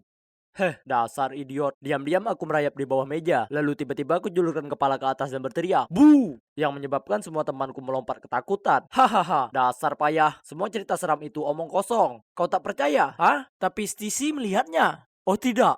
Stacy? Aku tak tahu mereka menyeret gebetanku ke dalam masalah gosip konyol ini. Dia biasanya cewek yang paling pintar. Tak yakin apa yang mempengaruhinya. Setelah itu, Stacy rendahkan suaranya dan mulai bicara dengan bersemangat soal pertemuannya dengan siluet yang muncul di depan kantor kepala sekolah. Tapi yang paling buruk, sebelum dia bisa melihatnya lebih dekat, siluet itu menghilang. Itu mungkin cuma penjaga keamanan. Tidak, saat aku pergi, aku masih melihatnya tertidur di ruangannya. Dia bahkan memeriksa kamera dan melihat Stacy hanya berdiri dan mengatakan halo, meski tak ada seorang pun di sana. Seram kan? Kemudian cerita berlanjut ketika seseorang menyatakan kalau kepala sekolah yang baru adalah penyihir dan membawa kekuatan jahat ke sekolah. Oh Tuhan, Stacy, aku perlu menariknya keluar dari kacaunya omong kosong ini sekarang juga. Tapi tak peduli apapun yang kukatakan, dia bersikeras. Aku melihatnya dengan mata kepalaku sendiri. Bagaimana jika memang mampu melakukan sihir hitam? Oh, ayolah. Kita ini bukan anak kecil lagi, Stes. Kekuatan jahat, penyihir, setan, mereka tak nyata. Tapi kamu mungkin akan dapat masalah kalau kepala sekolah mulai menyelidiki siapa yang menyebarkan rumor. Josh, ini membuatku gila. Aku harus pastikan apa yang kulihat. Tapi aku takut. Bisa kau ikut denganku? Kumohon. Aku ragu sejenak kemudian mengangguk. Oke, gerbang belakang, jam 10 malam ini. Mari kita sudahi ini. Ditambah, ini akan jadi kesempatan besar membuat gebetanku terkesan, ya kan? Malam itu, aku tiba di titik pertemuan kami lebih awal dan menunggu. Aku kedinginan, dan aku tak akan bohong. Aku merinding. Oke, tenanglah Josh. Hantu itu cuma tipu daya pikiran, dan ini waktunya tunjukkan pada pacar masa depanku betapa tangguhnya aku. Saat aku terhanyut dalam lamunan, ada tangan yang tiba-tiba menyentuh bahuku. Yesus, Stacy, kau tahu jam berapa ini? Oh maaf, aku agak terlambat. Apa aku menakutimu? Tentu saja tidak. Mari masuk dan selesaikan obsesimu ini. Tapi, bagaimana caranya kita masuk ke dalam? Stacy menunjukkan lubang besar di pagar sekolah yang tersembunyi di dekat semak-semak. Kami lalu dengan hati-hati menyelinap melewatinya dan sukses menghindari petugas keamanan. Mudah sekali. Di dalam, seluruh koridor sekolah gelap gulita dan lampu jalanan bersinar melalui jendela kaca. Skenario ini terlihat seperti film horor, tapi tak ada yang perlu ditakutkan, ya kan? Kugunakan senter untuk memandu Stacy ke ruang kepala sekolah. Saat tiba-tiba suara pekikan keras membuat jantungku mau berhenti. Stacy bergelayut padaku ketakutan. Tenang, kurasa itu hanya suara dari pengeras suara yang berderak. Apa kau takut, Stis? Tidak. Ayo kita pergi. Tapi kemudian segera setelah suara berisik itu berhenti, suara seram lain muncul. Langkah kaki. Apa petugas keamanan sudah melihat kami berdua? Aku berbalik dan tak ada apapun kecuali ruang kosong. Begitu saja. Kami lanjut berjalan dan dia juga berjalan. Dan ketika kami berhenti, dia juga berhenti. Kemudian segera saat langkah kaki itu mulai bergegas ke arah kami, kuraih tangan Stacy dan berlari secepat yang kubisa. Masuk ke ruangan kepala sekolah dan menutup pintu. Dengar, Stacy, langkah kaki itu mungkin dari petugas keamanan. Kau tahu, jelas kita satu-satunya yang ada di sini. Jadi, berhenti percaya dengan hal seperti ini, oke? Aku baru saja selesai bicara saat tiba-tiba pintu terbuka lebar dan bisa kulihat sosok tak bergiming berdiri di sana. Itu dia. Ya Tuhan, aku begitu takut sampai ketutup mataku dan pegangan ke Stacy. Kemudian saat kubuka mataku, bayangan itu mendekati kami. Ketakutan, aku segera menuju pintu untuk kabur. Dan, bang! Baik aku dan hantu itu terjatuh. Mike, apa kau tak apa? Mike? Kami bertiga duduk dengan canggung di tepi jalan di luar sekolah. Tak perlu angin dingin untuk membuat hatiku membeku. Karena ternyata Stacy sudah punya pacar. Pacarnya itu tak lain adalah Mike, sahabatku. Ah, aku buang-buang waktu berlagak jadi pahlawan. Dan jika kalian penasaran kenapa Mike ada di sana, jawabannya adalah untuk membantu Sisi menggelar pertunjukan hantu ini. Itu benar. Baik suara derak dan langkah kaki itu semua buatannya. Tunggu dulu. Kenapa dia mengarang cerita hantu ini? Dia bahkan siapkan suatu drama untukku dan yang lain untuk mengakuinya. Stacy menjelaskan kalau ini hanya karena kepala sekolah yang baru terlalu kasar. Membuat aturan ketat dan menyusahkan para murid. Hah? Tapi kurasa tak ada satupun dari aturan itu banyak berpengaruh baginya. Maksudku, toh Stacy selalu jadi murid teladan. Jadi kenapa dia harus berbuat sejauh ini? Aku bertanya tapi Stacy hanya mengacuhkanku dan memintaku untuk merahasiakannya. Di beberapa hari berikutnya, orang-orang terus bertanya padaku mengenai ekspedisi tengah malamku. Awalnya, aku hanya diam saja karena tak mau terlibat dalam gosip yang mengganggu. Dan teringat lagi tentang bagaimana sahabatku ternyata adalah sainganku dalam percintaan. Bagaimanapun, rumor tentang sekolah berhantu beredar cepat dan sampai ke media. Ketakutan melingkupi sekolah. Beberapa murid bahkan pindah ke tempat lain karena mereka terlalu ketakutan. Meskipun aku bukan penggemar aturan ketat kepala sekolah, apa yang Stacy lakukan sudah kelewatan batas. Suatu hari, aku hendak mencarinya untuk selesaikan ini. Ketika aku lihat dia jalan sendiri menuruni tangga pintu keluar. Stacy, aku tahu kau ini putri kepala sekolah dan admin dari grup obrolan seram yang muncul belakangan ini. Apa? Stacy adalah putri dari kepala sekolah? Tak bisa dipercaya. Dan bukankah orang itu, Pak Smith, wakil kepala sekolah? Mungkin kita mengejar hal yang sama. Apa kau tak mau ibumu kerja di tempat lain juga, betul kan? Tapi caramu sepertinya tak berjalan begitu baik. Jadi apa saran Anda? Ada cara lebih mudah, yaitu memberiku stempel ibumu. Aku akan atasi ini. Ini terlalu bahaya. Bagaimana saya bisa mempercayai Anda? Sekarang kita di pihak yang sama. Kau mungkin tak ingin ibumu tahu apa yang sudah kau perbuat di belakangnya, ya kan? Segera setelah Pak Smith pergi, aku langsung lari ke Stacy. Tidak, kau tak bisa lakukan itu. Kau bahkan tak mengenalnya secara langsung. Hati-hati.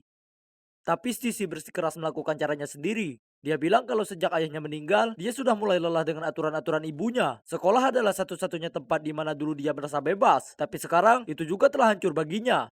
Aku tak bisa hidup 24/7 di bawah kurungan ibuku. Apa kau mengerti? Nah, itu benar. Bahwa jadi anak seorang guru pasti sudah cukup membuat stres. Apalagi jadi anak kepala sekolah yang tegas. Itu pasti lebih melelahkan. Tapi berkonspirasi dengan Pak Smith adalah langkah yang terlalu jauh, ya kan? Dan apa yang akan terjadi. Beberapa hari berikutnya, banyak sekali pesan bocor mengenai kepala sekolah memasukkan skor untuk meningkatkan ranking sekolah. Dan tentu saja, ia akan jadi subjek dari prosedur kedisiplinan dan mungkin keluar dari pekerjaannya selamanya karena melanggar etika profesi. Kulihat Stacy. Wajahnya muram dan tiba-tiba dia melesat keluar kelas. Aku mengejar dan mencarinya kemanapun, tapi dia tak bisa kutemukan. Hingga aku dengar suara isak tangis dari kantin yang terbengkalai. Syukurlah itu dia. Melihatku, Stacy pecah tangisnya dan mencurahkan isi hatinya. Dia tak menyangka konsekuensi tindakannya dan dengan naif membiarkan Pak Smith mengambil untung dari kepercayaannya dan menyusun semua ini. Stis, kurasa yang terbaik adalah untuk memberitahu ibumu kebenarannya. Masih ada waktu memperbaiki ini. Cepat, sebelum terlalu terlambat. Dia menyeka air matanya dan memberiku pelukan, lalu setuju untuk pergi mencari ibunya. Bu, aku menyesal. Aku yang mulai rumor itu dan bersekongkol dengan Pak Smith untuk membantu menghancurkan karir ibu. Kukira kepala sekolah akan meledak, tapi kemudian yang mengejutkanku, ia mendekat dan menarik Stacy ke dalam pelukannya. Aku tahu semuanya jadi berat, sejak ayahmu tak lagi bersama kita. Aku hanya begitu khawatir dirimu membuat pilihan yang salah dan akan mengambil langkah keliru hingga aku mulai bersikap lebih tegas padamu. Aku menyayangimu, pernah bermaksud memberi beban seberat ini padamu. Aku minta maaf. Tolong maafkan Sisi, dia tak pernah bermaksud menyakiti Anda dan merasa tak enak sekali tentang itu. Semua baik-baik saja. Terima kasih banyak, Josh, telah bercerita padaku soal ini. Hah? Ibu sudah tahu semuanya? Ya, aku sangat khawatir kalau kau akan diperalat. Jadi kuceritakan padanya mengenai percakapanmu dengan wakil kepala sekolah. Dan rumor bahwa kepala sekolah harus berhenti dari pekerjaannya, itu aku yang sebarkan. Maksudku, itulah bagaimana Stacy menyadari kalau yang dilakukannya itu keterlaluan dan bisa mendapatkan konsekuensi besar, ya kan? Meskipun ibunya memaafkannya, Stacy masih gugup karena dia telah memberikan Pak Smith stempel ibunya. Itu tak apa sayang, apa yang kau lakukan secara tak sengaja membantuku mendapatkan bukti penggelapannya dengan pura-pura menjadi aku. Pelanggarannya akan segera ditangani. Semua sudah baik sekarang, tugasku di sini sudah selesai. Kuperbaiki hubungan Stacy dan ibunya. Tapi yang terpenting, kubuktikan kalau sekolah ini tak berhantu. Hahaha. Jadi, apa selanjutnya? Nah, Stacy pasti merasa tergerak dengan aksi heroiku dan mulai tumbuh rasa untukku. Karena dia putus dengan Mike. Tak lama setelahnya, lalu mengajakku kencan. Tapi Mike sahabatku, dan tak mungkin aku membuatnya sedih karena cewek. Jadi aku menolaknya. Lagi pula, sisi nakalnya itu cukup menakutkan. Para cewek memang berbahaya. Hahaha. Wow, kue ini rasanya seperti surga. Kuulurkan tangan untuk mengambil satu lagi saat ku dengar eraman dari belakangku. Kusuruh kau jadi anggun, ya tidak? Kemudian ibu menarikku untuk menyapa pasangan berpenampilan intelek ini. Lagi mereka melihatku ke atas ke bawah lalu berkata, "Ku dengar kau adalah pianis berbakat. Kami ingin dengar kau bermain." Hah? Piano? Aku tak pernah main itu sebelumnya seumur hidupku. Sebelum aku bisa berkata apa-apa, ibu menimpali. Sayang, pergelangan tangan Pibi terkilir. Mungkin lain kali. Aku memandang ibu kebingungan. Bagaimana bisa ia berbohong seperti itu? Astaga. Bu, kenapa ibu bilang aku bisa main piano? Ya. Aku mungkin menyombong ke mereka kalau semua anak adopsiku itu luar biasa. Aku bisa berkata apa? Semua ibu membanggakan anak-anak mereka, ya kan? Dan ya, aku tumbuh besar di panti asuhan. Sebelum ibu menerimaku masuk ke keluarganya. Tempat ini cukup megah. Hah? Awalnya aku dapati tempat ini luar biasa. Dan akhirnya tersesat saat coba temukan kamarku. Untung ada beberapa saudara adopsi di sekitar yang menunjukkanku kemana harus pergi. Aku punya 10 saudara. Iya, yang kau dengar benar. 10. Itu seolah aku baru pindah dari satu panti ke panti yang lain, hanya saja sudah tak yatim. Dan kami semua seumuran, yang mana tak lazim, karena orang tua angkat seringnya memilih anak yang lebih muda. Mereka bilang anak remaja cenderung keras kepala. Belum lagi ayah angkatku tak pernah ada. Serius, aku bahkan tak bisa beritahu kalian seperti apa rupanya. Jadi hanya kami para cewek di sini. Aku sangat dekat dengan Collins, dia itu beberapa tahun lebih tua dariku, dan kami berbagi kamar tidur yang sama. Meskipun aku suka tinggal dengan ibu dan para saudariku, ibu menyuruh kami melakukan hal aneh, seperti mengenakan pakaian murahan dan berjalan lurus. Parahnya, ibu memaksaku belajar main piano. Aku ini tak bakat musik sama sekali. Aku baru saja membuat kebisingan. Ia juga mengajariku cara makan dengan benar, tapi itu agak terasa seperti sesi pelatihan anjing. Aku hanya diizinkan makan saat ia memberi aba-aba. Dan pada saat aku baru terbiasa menggunakan peralatan makan itu, makanannya sudah habis. Tapi kurasa itulah cara bagaimana setiap ibu mengajari putrinya, ya kan? Dan sepertinya ibu tak lagi bisa bersabar mengajariku. Jadi dia memberikanku ke Colin, anak emasnya. Kami habiskan 1 jam tiap hari ngobrol bersama, atau lebih tepatnya, dia memberi petunjuk cara bicara yang benar. Colin bilang aku perlu mengontrol volume suaraku karena aku punya kecenderungan meneriakkan kata-kataku dan itu sangat tak anggun. Aku harus berbisik dengan volume yang sama sepertinya dan juga memilih kata dengan hati-hati untuk tunjukkan kepandaian dan keanggunan. Mungkin ini akan lebih mudah kalau aku tak usah berkata apapun mulai sekarang. Selain Colin, aku tak punya kesempatan mengenal saudariku yang lain, karena ibu membuat kami masing-masing mengejar kecakapan yang berbeda. Lalu kami harus tampil untuknya pada penilaian bulanan kami. Ibu secara garis besar sangat lembut dan penyayang, tapi terlalu tegas ketika menyangkut pelatihan. Jadi kami semua harus habiskan banyak waktu dan upaya dalam berlatih. Suatu hari aku sedang memahami lembar musikku saat ku dengar Lexi mengeluh. Kenapa ibu selalu memaksaku untuk lakukan misi mustahil ini? Sangat membosankan. Apa? Paling tidak skating itu 1000 kali lebih seru dibandingkan piano. Andai saja sebuah ide muncul di kepalaku. Malam itu, aku pergi ke kamar ibuku dan dengan malu-malu berkata, "Bu, aku ingin pindah dari belajar piano jadi ice skating. Aku bisa tukar dengan Lexi. Apa? Tidak. Tapi kenapa? Lexi bahkan tak suka dengan ice skating. Ya, itu karena aku bisa melihat potensi dari kalian masing-masing, jadi tak mungkin ganti." Kesal, aku kembali ke kamarku dan mulai mengeluh ke Collins. Tapi dia pikir kalau itu bukan masalah besar. Ibu tahu apa yang terbaik untuk kita. Nah, itu aku tak yakin soal itu. Karena kami bahkan tak bisa pergi sekolah. Karena ibu bilang homeschoolingnya sudah cukup. Sementara aku justru menganggap metodenya agak aneh. Kuimpikan kehidupan sempurna dengan ibu yang luar biasa. Tapi ibu tak pernah penuh kasih. Tak peduli berapa lama kami belajar atau berusaha mengasah hobi pilihan kami, dia tak pernah memeluk atau memuji kami. Bahkan Collins juga tidak, yang mana gadis terpintar di sini. Aku putus asa ingin membuat ibu terkesan, jadi suatu kali kuhabiskan waktu lama sekali membuat hidangan pembuka Portugis untuknya.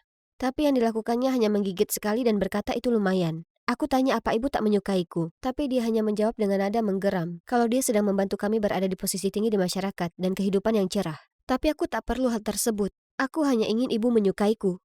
Tempat ini begitu sesak, dan satu-satunya saat aku bisa bernapas lega adalah ketika aku bertugas beli roti hari Jumat pagi.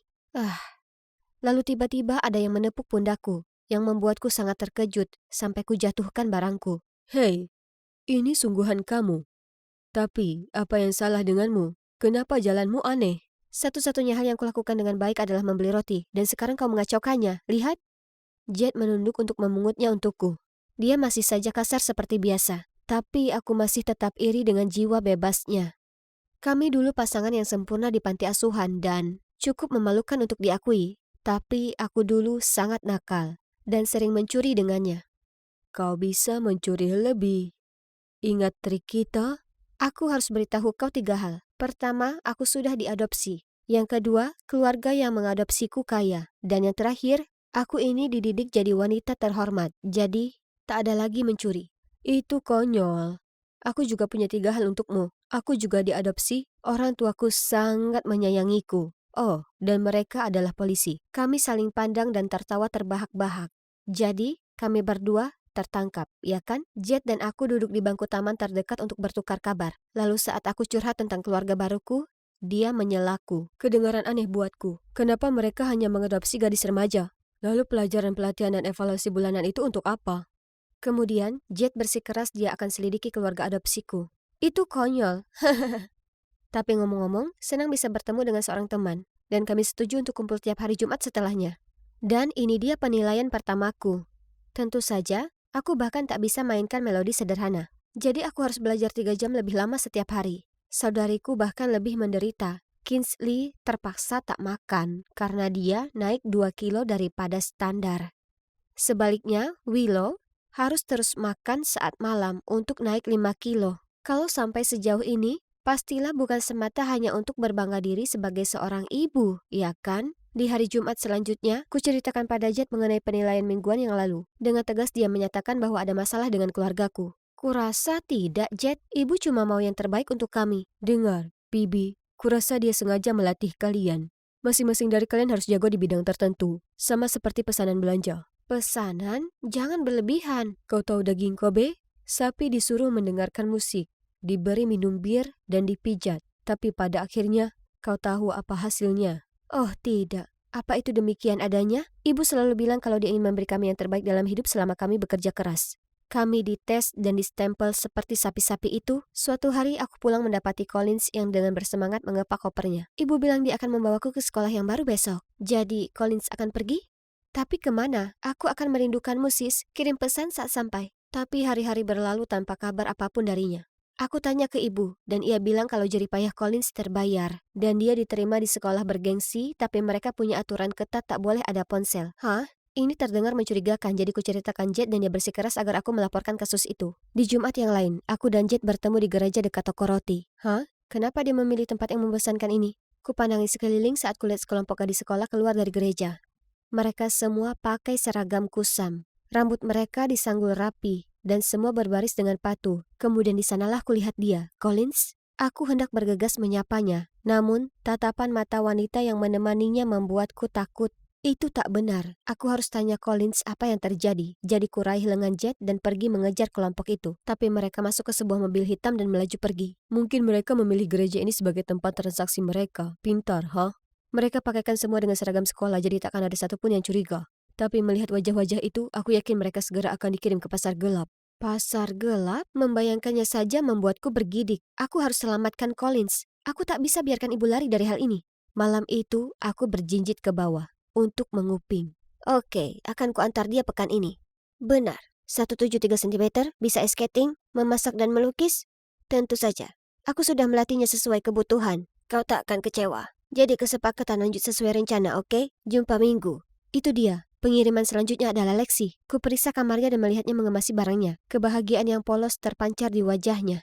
Aku segera mengirim pesan ke Jet dan dia langsung membalas. Tunggu saja di rumah dengan tenang. Jangan bertindak tanpa berpikir dulu. Akan kucari jalan keluar. Malam itu aku tak bisa menutup mata. Aku sangat ketakutan sesuatu yang buruk akan terjadi ke Lexi. Jadi esoknya pagi-pagi sekali, segera saat kulihat ibu dan Lexi masuk mobil untuk pergi, aku menyelinap. Berbaring di sana tanpa suara dan mengirim lokasi ke Jet. Mobil butuh waktu lama sebelum berhenti. Apa kami akhirnya sampai di lokasi transaksi? Saat kelihatannya aman, dengan hati-hati aku memanjat keluar dan melihat ibu bicara dengan wanita paruh baya yang tampak cerewet. Apa yang ibu katakan yang membuat Lexi sangat panik sampai terus mencengkram tangan ibu. Wanita itu menyerahkan amplop yang cukup tebal ke ibu, lalu meraih tangan Lexi dan menariknya pergi. Tuhan, di mana Jet? Aku tak bisa duduk diam saja seperti ini dan melihat saudariku dibawa pergi.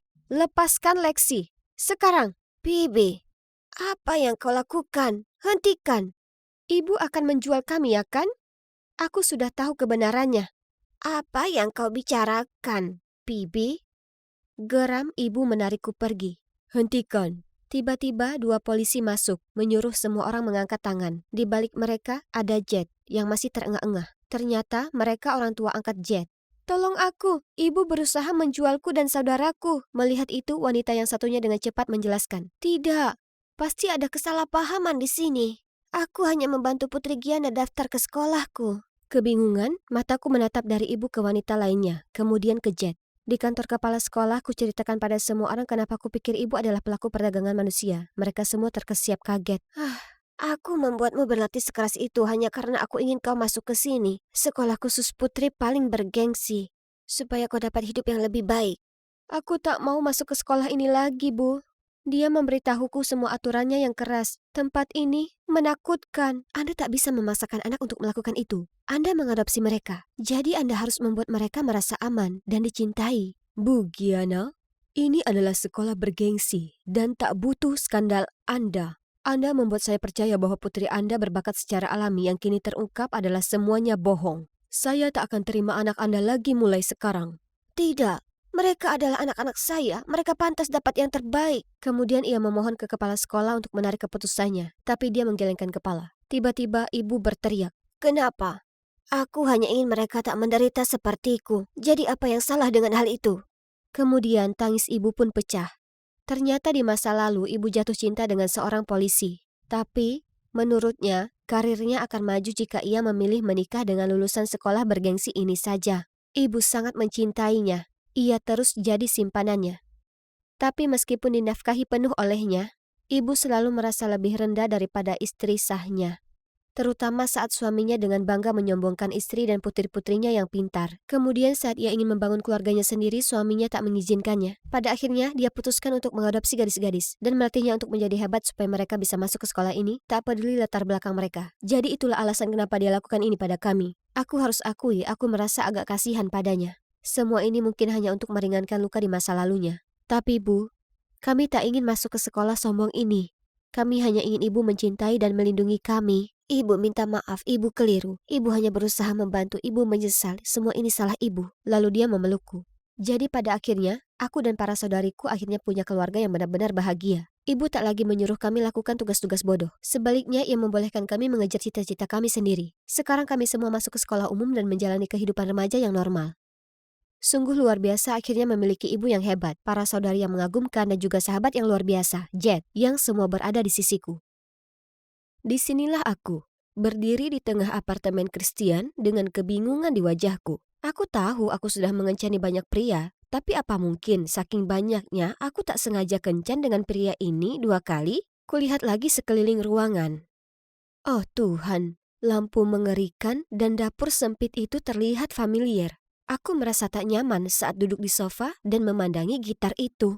Oke, sekarang aku yakin kalau aku dipastikan sudah pernah ke sini sebelumnya. Panik, aku membuat alasan bahwa acara TV kesukaanku akan mulai, jadi aku harus pulang. Lalu aku lari keluar dari sana. Dan sejak itu, aku menghindari Christian apapun caranya. Dia berusaha menelpon dan mengirimiku pesan beberapa kali, tapi kuacuhkan semuanya. Bagaimana mungkin aku tak ingat pernah kencan dengannya? Maksudku, oke, memang aku kencan beruntun akhir-akhir ini. Tapi itu tak sampai membuatku terlupa, iya kan? Lagi pula, jika ini masalahnya, bukankah dia seharusnya bisa mengenaliku juga? Di hari kami bertemu, aku sedang dalam suasana hati buruk dan menenggelamkan kesedihanku di sebuah bar. Aku minum terlalu banyak, jadi saat aku keluar dan tak sengaja kutabrak Christian, aku mulai menyalahkannya. Tapi bukannya mengacuhkan gadis mabuk, dia pastikan aku pulang dengan selamat. Setelahnya, aku tak tahu apa itu kebetulan, takdir atau Christian membuntutiku, tapi sepertinya aku terus berpapasan dengannya. Hei, jika semesta ingin kami berkumpul bersama, maka siapa aku yang bisa menghentikannya? Jadi aku mulai bicara padanya dan ternyata kami sangat cocok. Lalu tentu saja, datang hari di mana dia mengungkap kebenaran. Dia mengatakan suka padaku. Aku juga sepertinya menyukainya, jadi kami mulai pacaran. Sekarang kalian lihat betapa kelirunya ini. Jika aku ini mantannya, maka kenapa dia mendekatiku? Dan juga, maksudku, apa kemungkinannya bagi kami berdua tidak mengingat satu sama lain? Atau dia berpura-pura tak mengenalku? Jika demikian, maka apa tujuannya? Yang terbaik untuk dilakukan adalah memutuskannya duluan, ya kan? Masalah selesai. Tapi kemudian suatu hari aku pulang dari kampus mendapati Christian berdiri di depan pintuku dengan banyak bahan makanan. Dia mampir untuk masak makan malam. Itu baik sekali. Nah, mengingat dia sudah di sini, sebaiknya kutunda memutuskannya sampai setelah makan malam. Ya kan? Tapi astaga, itu sulit sekali. Yang bisa kupikirkan adalah betapa penyayang dan perhatiannya dia. Lalu tiba-tiba dia memberitahu sesuatu yang mengacaukan semua rencanaku. Teman sekamarku adalah tukang masak yang parah, terutama kakakku. Jadi mereka berdua merecokiku memasakkan semua makanan mereka. Tunggu dulu, dia bilang kakak dan teman sekamarnya? Jadi ternyata dia tak tinggal sendiri? Sungguh melegakan. Itu artinya masih ada harapan kalau aku bisa jadi mengencani kakak atau teman sekamarnya, bukan dia. Aku hanya harus cari tahu yang mana. Aku harus mencari tahu tentang mereka, jadi aku memujinya untuk mendapat lebih banyak informasi. Dia memberitahuku kalau kakaknya diputuskan oleh mantannya dengan cara terburuk yang pernah ada. Kakaknya mengatur makan malam romantis di sebuah restoran dan sementara dia sedang bicara, mantannya berteriak mengatakan kalau dia ingin putus. Itu tak hanya membuatnya hancur, tapi juga dipermalukan. Oh, ya Tuhanku, itu terdengar tak asing. Karena aku juga sering melakukannya. Itu seperti langkah khasku. Apa mungkin orang yang kukencani dulu adalah kakaknya, Connor? Jika ya, maka itu akan hebat sekali. Itu artinya aku bisa lanjut pacaran dengan Christian, ya kan? Jujur, aku sangat berharap itu Connor. Jadi yang harus kulakukan adalah bertemu pria ini dan minta dia memastikannya. Tapi lebih mudah dikatakan daripada dilakukan. Pria itu tak pernah berada di rumah, hingga suatu malam. Aku dan Christian berada di bar ketika kami mendengar suara bising datang dari bilik samping kami. Seorang pria meneriaki satu pasangan. Melihat itu, Christian langsung lari menghampiri mereka dan menghentikan pria itu. Ternyata pria yang berteriak itu Connor dan pasangan itu adalah mantannya dan pacar barunya. Jadi, dia adalah orang yang memutuskannya dengan cara yang buruk itu. Bukan aku? Sekarang berarti itu Christian atau teman sekamarnya. Sementara aku terbenam dalam lamunan, Christian kembali dengan 2 hotdog di tangannya. Hei, Christian. Tiba-tiba, kami mendengar seseorang memanggil namanya. Kami berbalik melihat 2 pria berdiri di belakang kami. Itu tak lain adalah teman sekamar Christian, Wes, dan sepupunya. Iya, dan itu adalah pertama kali aku bertemu mereka. Jadi artinya aku tak mengencani satupun dari mereka? Setelahnya, aku tak bisa perhatikan apapun lagi. Bagaimana bisa semua ini masuk akal? Tapi tunggu, mungkin aku salah. Maksudku, banyak apartemen terlihat sama, bukan? Melihatku melamun, Christian menyenggol lenganku lalu memberiku sebuah hotdog. Aku berterima kasih padanya dan hendak mengambilnya saat merebutnya kembali. Oh tunggu, kau tak suka saus tomat karena kau selalu kena soda saus di bajumu. Ini, ambil yang ini.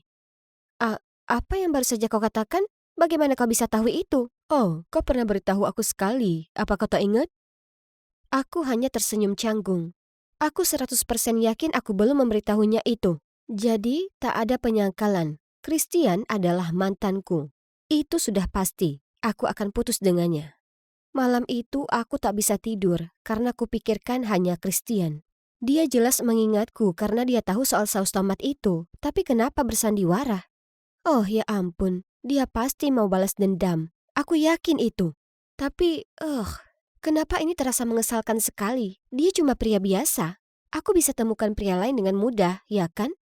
Tapi kemungkinannya mereka tak akan semanis dan perhatian seperti Christian.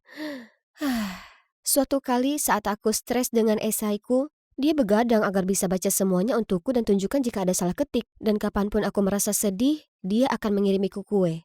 Terkadang sekotak donat dengan catatan kecil untuk menghiburku. Aku benar-benar akan merindukan tingkah lakunya yang lucu, tapi aku tak bisa lakukan ini lagi. Dia harus pergi. Jadi hari berikutnya, saat aku bertemu Christian untuk makan siang, kuputuskan untuk mengambil kesempatan putus dengannya. Tapi sebelum aku bisa berkata apapun, kami bertemu pria yang mengaku mengenalku. Oh ya Tuhan, apa itu kau, Sadie? Hah?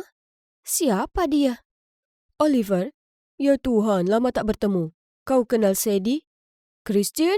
Hei, dunia ini sempit. Ya, kami dulu pacaran. Ya Tuhanku, kawan-kawan, ini Oliver. Yang kebetulan dulunya teman sekamar Christian. Yang kebetulan mantanku. Dia dulu tinggal dengan Christian sebelum Wes masuk. Jadi itu artinya, hore! Christian bukan mantanku dan tak menginginkan balas dendam. Yeay! Meskipun itu cukup aneh karena Oliver tak terlihat familiar bagiku. Mungkin aku benar-benar harus berhenti terlalu banyak kencan. Ini gila, tapi ini membuatku menyadari sesuatu. Aku sungguh jatuh hati kepada Christian. Jadi, kuputuskan untuk mengatur makan malam romantis supaya aku bisa mengatakan padanya. Christian, aku tak percaya aku mengatakan ini. Tapi, aku mencintaimu. Dengan senang hati aku menunggunya untuk balas mengatakannya. Tapi tidak. Sebaliknya, dia tertawa keras. Hah? Dan itulah saat semuanya menjadi jelas. Coba tebak, Christian memang mantanku. Saat kita di pertandingan basket, aku membuat kesalahan dengan masalah saus itu. Kurasa kau curiga, jadi ku minta Oliver untuk pura-pura jadi mantanmu. Dan itu berhasil. Tapi kenapa? Apa yang kulakukan padamu sampai pantas mendapatkannya? Oh wow, kau sungguh tak ingat, ha? Ya, itu membuktikan betapa buruknya pribadimu. Kau tak peduli apa itu cinta. Kau hanya suka main-main dengan perasaan orang lain lalu pindah ke korbanmu berikutnya. Baik, biar ku segarkan ingatanmu. Kita dulu pasangan bahagia. Sampai suatu hari kau putuskan semua bahkan tanpa kejelasan. Tepat saat aku mengalami masa paling sulit. Keadaan sedang tak baik di tempat kerja dan ibuku sakit di rumah sakit. Kau tahu betapa patah hati aku? Kemudian sebulan lalu saat kulihat kau putuskan pria itu di depan publik lalu jalan melewatiku bahkan tanpa mengenaliku, aku tahu semuanya hanya omong kosong buatmu. Jadi kususun rencana ini dan aku tak menyesali apapun. Kemudian dia berdiri dan berjalan pergi. Apa? Itu tak mungkin benar ya kan? Karena aku tak ingat apa yang dikatakan oleh Christian barusan. Tapi dia sangat yakin itu benar, jadi aku pergi menemui dokterku. Sebenarnya sejak kecelakaan, aku belum kembali lagi ke sini untuk pemeriksaan tambahan. Dan kalian tahu, setelah beberapa tes, aku didiagnosa hilang ingatan. Ya, itu menjelaskan sekali. Kalian tahu, beberapa bulan lalu aku mengalami kecelakaan sepeda. Aku terjatuh dari tebing, tapi untungnya itu tak terlalu tinggi.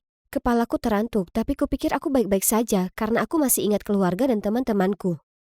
Ternyata, aku hanya kehilangan ingatan di rentang waktu ketika aku pacaran dengan Christian. Sungguh ironis. Tapi ini kesalahpahaman besar. Kalian tahu, aku punya kebiasaan buruk bahwa setiap kali aku merasa seseorang mulai menjauh dariku, aku cari aman dengan putuskan mereka duluan. Jadi mungkin saat Christian sedang sibuk mengurus ibunya di rumah sakit, aku salah paham dengan situasinya dan mengakhiri hubungan dengannya.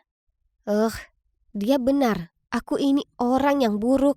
Aku tak percaya ku biarkan pria luar biasa sepertinya pergi. Tapi tidak kali ini. Aku percaya semesta memberiku kesempatan kedua. Itulah kenapa aku bertemu lagi dengannya. Jadi, aku lari ke apartemen Christian untuk menjelaskan semua padanya. Tapi saat aku mengetuk pintunya, Wes membukanya.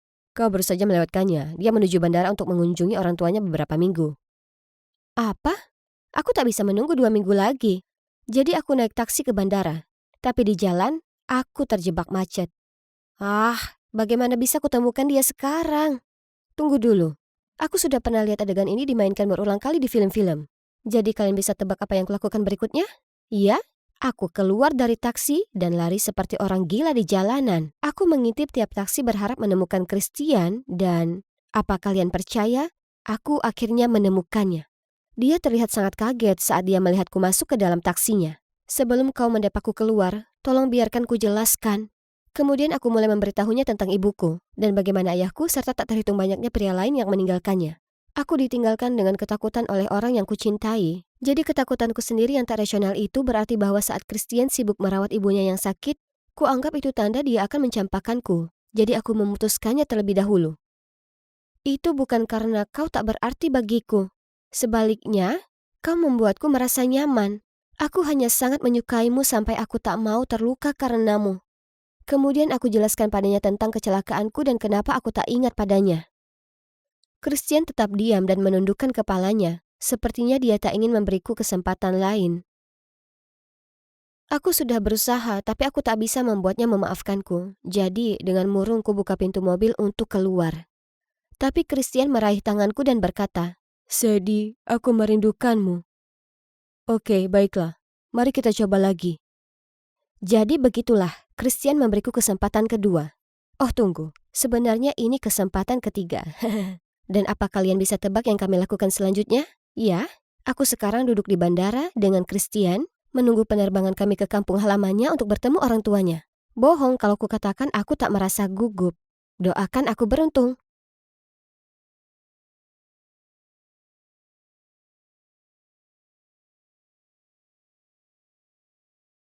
Hai, ini aku, Maxine. Sedang sembunyi di balik semak-semak dan memata-matai seorang cewek. Jangan salah, aku tak naksir padanya. Juga bukan seorang psikopat. Aku hanya membantu temanku Damon. Tapi, andai saja aku tahu betapa gilanya situasi ini nantinya, aku tak akan pernah setuju membantunya. Ini semua berawal ketika Damon jatuh cinta pada cewek ini, Sophie. Dia punya pesona misterius yang membuat Damon ingin langsung bicara padanya. Dan dia lakukan itu. Tapi Sophie bahkan tak meliriknya. Dia langsung jalan pergi. Aduh, aku sama sekali tak suka padanya. Dia sangat angkuh. Tapi Damon tak menyerah begitu saja. Dia coba berbagai macam cara untuk dapatkan perhatiannya. bahkan menunggu bus bersamanya padahal dia punya mobil. Tapi tak satu pun berhasil, dan ini membuatnya putus asa. Dia memohon bantuanku tapi kukatakan, tak mau. Kemudian dia berkata, ayolah Maxine, kau kan cewek, jadi berteman saja dengannya atau apa. Mungkin kau bisa cari tahu apa kesukaannya, makanan, musik kesukaannya, dan yang lainnya. Nanti bisa ku coba membuatnya terkesan. Tolonglah, aku mohon padamu. Apalagi akan kupinjamkan Nintendo Switch-ku selama sebulan kalau kau setuju. Kau tak mungkin menolak itu. Dia berhasil membujukku dengan itu. Aku akan lakukan apa saja untuk dapatkan Nintendo Switch. Ya sudah, sepakat. Tapi jangan salahkan aku kalau ini tak berhasil. Jadi setelah kelas selesai hari itu, aku mencari Sophie. Dia ada di halte bus dan aku hendak mendekatinya saat tiba-tiba dia berjalan pergi.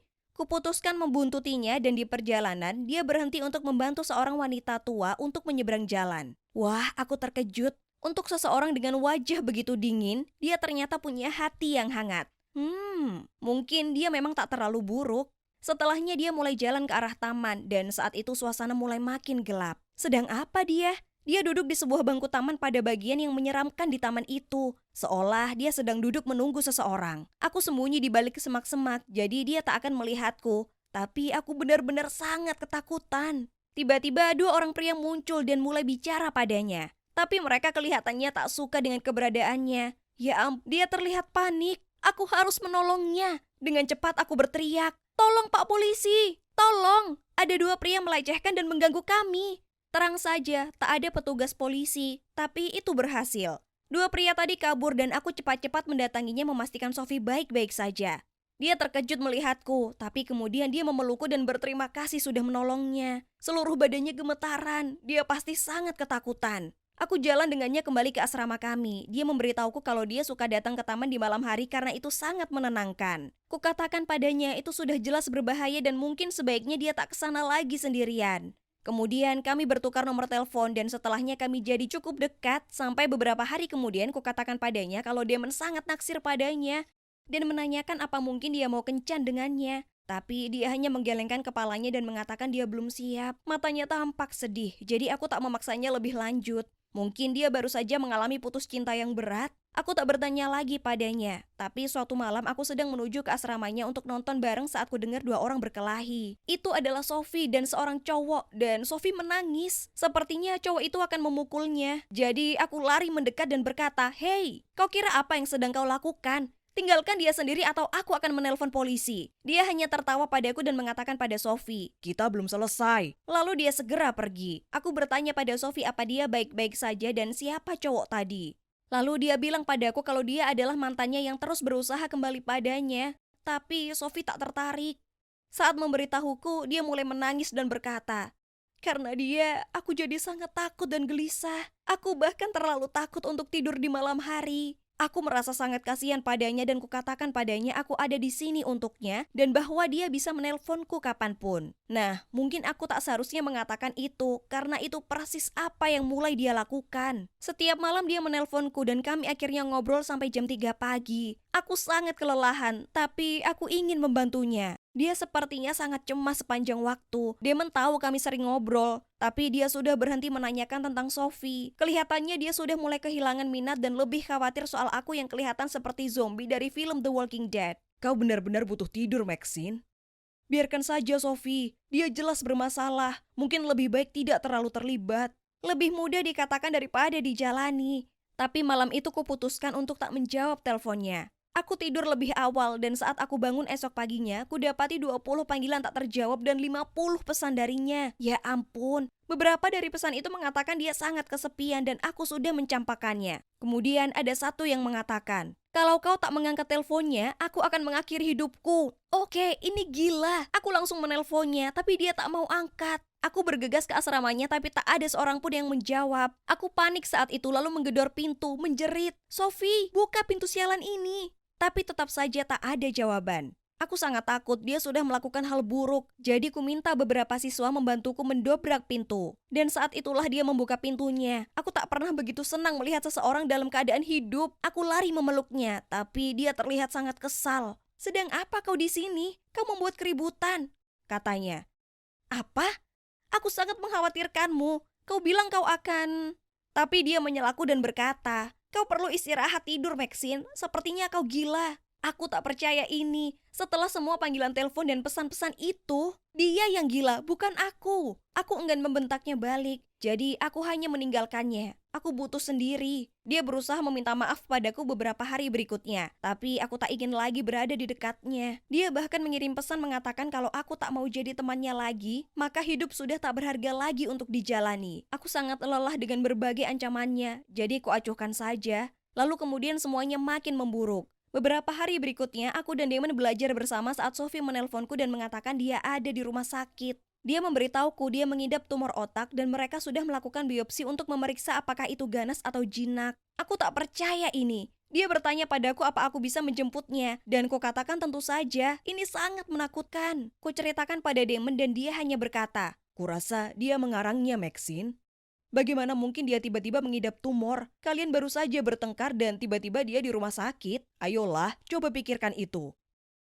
Aku terkejut. Damon, bisa-bisanya kau ini. Kau menyebalkan sekali. Kemudian aku lekas pergi dan tiba di rumah sakit mendapati Sophie duduk di luar mengenakan topi medis. Dia bilang rambutnya sudah dicukur untuk biopsi. Lalu aku minta untuk melihat bekas lukanya. Tapi dia tak mau tunjukkan padaku. Dia bilang dia akan pusing kalau melepaskannya. Aku hanya lega dia sudah baik-baik saja dan mengantarnya pulang. Kami berbaikan dan kuputuskan untuk merawatnya hari itu. Dia terlihat sangat lemah dan aku tak sanggup melihatnya menderita. Ku telepon Damon untuk memberitahu kalau dia berhutang padaku permohonan maaf dan memberitahunya soal Sophie dan dia hanya bilang, "Oh, wow, baik, maaf ya. Kalau begitu ku harap dia baik-baik saja." Tapi kemudian beberapa hari berikutnya, Damon menelponku dan berkata, "Dengar Maxine, Sophie itu penipu. Dia tak lakukan biopsi. Aku bertabrakan dengannya tadi, lalu topinya terjatuh dan kepalanya penuh rambut. Tak mungkin rambut itu tumbuh kembali secepat itu. Kenapa dia berbohong padaku? Aku tak mengerti. Aku perlu tahu kebenarannya, jadi setelah kelas aku pergi ke asramanya. Dia langsung membuka pintu dan tentu saja semua rambutnya utuh. Dia mungkin tahu Damon sudah memberitahuku, jadi dia tak perlu repot-repot meneruskan kebohongan itu. Ini membuatku murka. Langsung saja aku mulai memakinya. "Jujur saja, Sophie, apa yang salah denganmu? Kenapa kau berpura-pura sakit seperti itu? Sesama teman tak melakukan itu." Sophie meraih tanganku dan berkata, "Maxine, aku minta maaf. Aku sangat putus asa. Kulakukan itu karena aku sangat merindukanmu dan ingin kau memperdulikan aku lagi. Aku bertindak terlalu jauh. Tolong maafkan aku." "Apa kau gila?" teriakku. "Aku sangat mencemaskanmu. Apa kau yakin tak ada yang salah denganmu?" Sophie mulai menyeringai dengan cara yang aneh dan berkata, "Satu-satunya kekeliruanku adalah aku jatuh cinta padamu, Maxine." Dia tak mau melepaskan tanganku dan aku hanya menatapnya keheranan. Apa katamu?" "Kau dengar aku. Aku mencintaimu." Kemudian dia mulai tertawa seperti maniak dan berkata, "Aku sudah mencintaimu sejak hari pertama kita bertemu. Aku tahu kau membuntutiku, jadi aku pura-pura berada dalam bahaya supaya kau datang dan menyelamatkanku. Bahkan mantan pacarku itu palsu. Dia hanya salah satu temanku yang berpura-pura. Apa kau tak bisa lihat? Aku bersedia lakukan apa saja untuk mendapatkan perhatianmu. Jika itu bukan cinta, apalagi? Ini tak mungkin terjadi." Aku berusaha tetap tenang sebisa mungkin dan mengatakan, "Dengar Sophie, aku tersanjung. Sungguh aku merasa begitu. Tapi aku ini normal. Aku hanya menganggapmu sebatas teman saja, oke?" Tapi Sophie tak mau menyerah. Dia mencengkram tanganku lagi dan berkata, "Bagaimana kau bisa tahu itu? Kau bahkan belum berusaha mencintaiku. Beri saja aku satu kesempatan dan akan kutunjukkan padamu bagaimana cinta sejati itu sebenarnya." Aku berusaha melepaskan tangannya, tapi itu mustahil. Sophie mulai menggenggam tanganku makin erat sampai rasanya mulai sakit. Dia memandang mataku dan ya Tuhan, rasanya aku tak mengenalnya lagi. Dia terlihat seperti orang gila, seperti psikopat. Kemudian dia mulai bicara dengan nada yang sangat menyeramkan. "Kau tak bisa lari dariku. Kau milikku sekarang." Aku sangat ketakutan. Aku harus pergi dari sana. Jadi kudorong dia dengan sangat keras sampai dia terjatuh ke lantai, lalu aku lari seperti wanita gila keluar dari sana sampai akhirnya kembali ke asramaku. Kemudian ku telepon polisi, tapi pada saat mereka sampai di asramanya, dia sudah tak ada. Ku ceritakan pada mereka apa yang terjadi dan menunjukkan mereka fotonya. Dan kalian tak akan percaya. Rupanya aku bukan satu-satunya gadis yang jadi korban Sophie. Ada gadis lain juga. Setelah malam itu, aku sangat ketakutan. Kemanapun aku pergi, aku merasa seseorang sedang mengawasiku. Kemudian suatu malam setelah shift kerjaku selesai, aku jalan melewati taman untuk kembali ke asramaku saat ku dengar seseorang di depan. Aku langsung tahu kalau itu adalah Sophie, tapi dia tak sendiri. Dia bersama beberapa pria. Mereka melihatku dan mulai menuju ke arahku. Tapi aku berlari secepat mungkin dan untungnya polisi berada tepat di luar taman dan pergi menangkap mereka. Kedengarannya seperti sebuah kebetulan, bukan? Nah, sebenarnya tidak. Sophie bukan satu-satunya yang bisa membodohi orang. Aku tahu Sophie membuntutiku, jadi aku ceritakan pada polisi dan bersama kami menyusun rencana ini untuk menangkapnya. Dan voila, itu berhasil. Sophie, jika kamu menonton ini, kuharap yang terbaik untukmu. Tapi mari kita tidak usah bertemu lagi. Sudah cukup menguntit seumur hidup.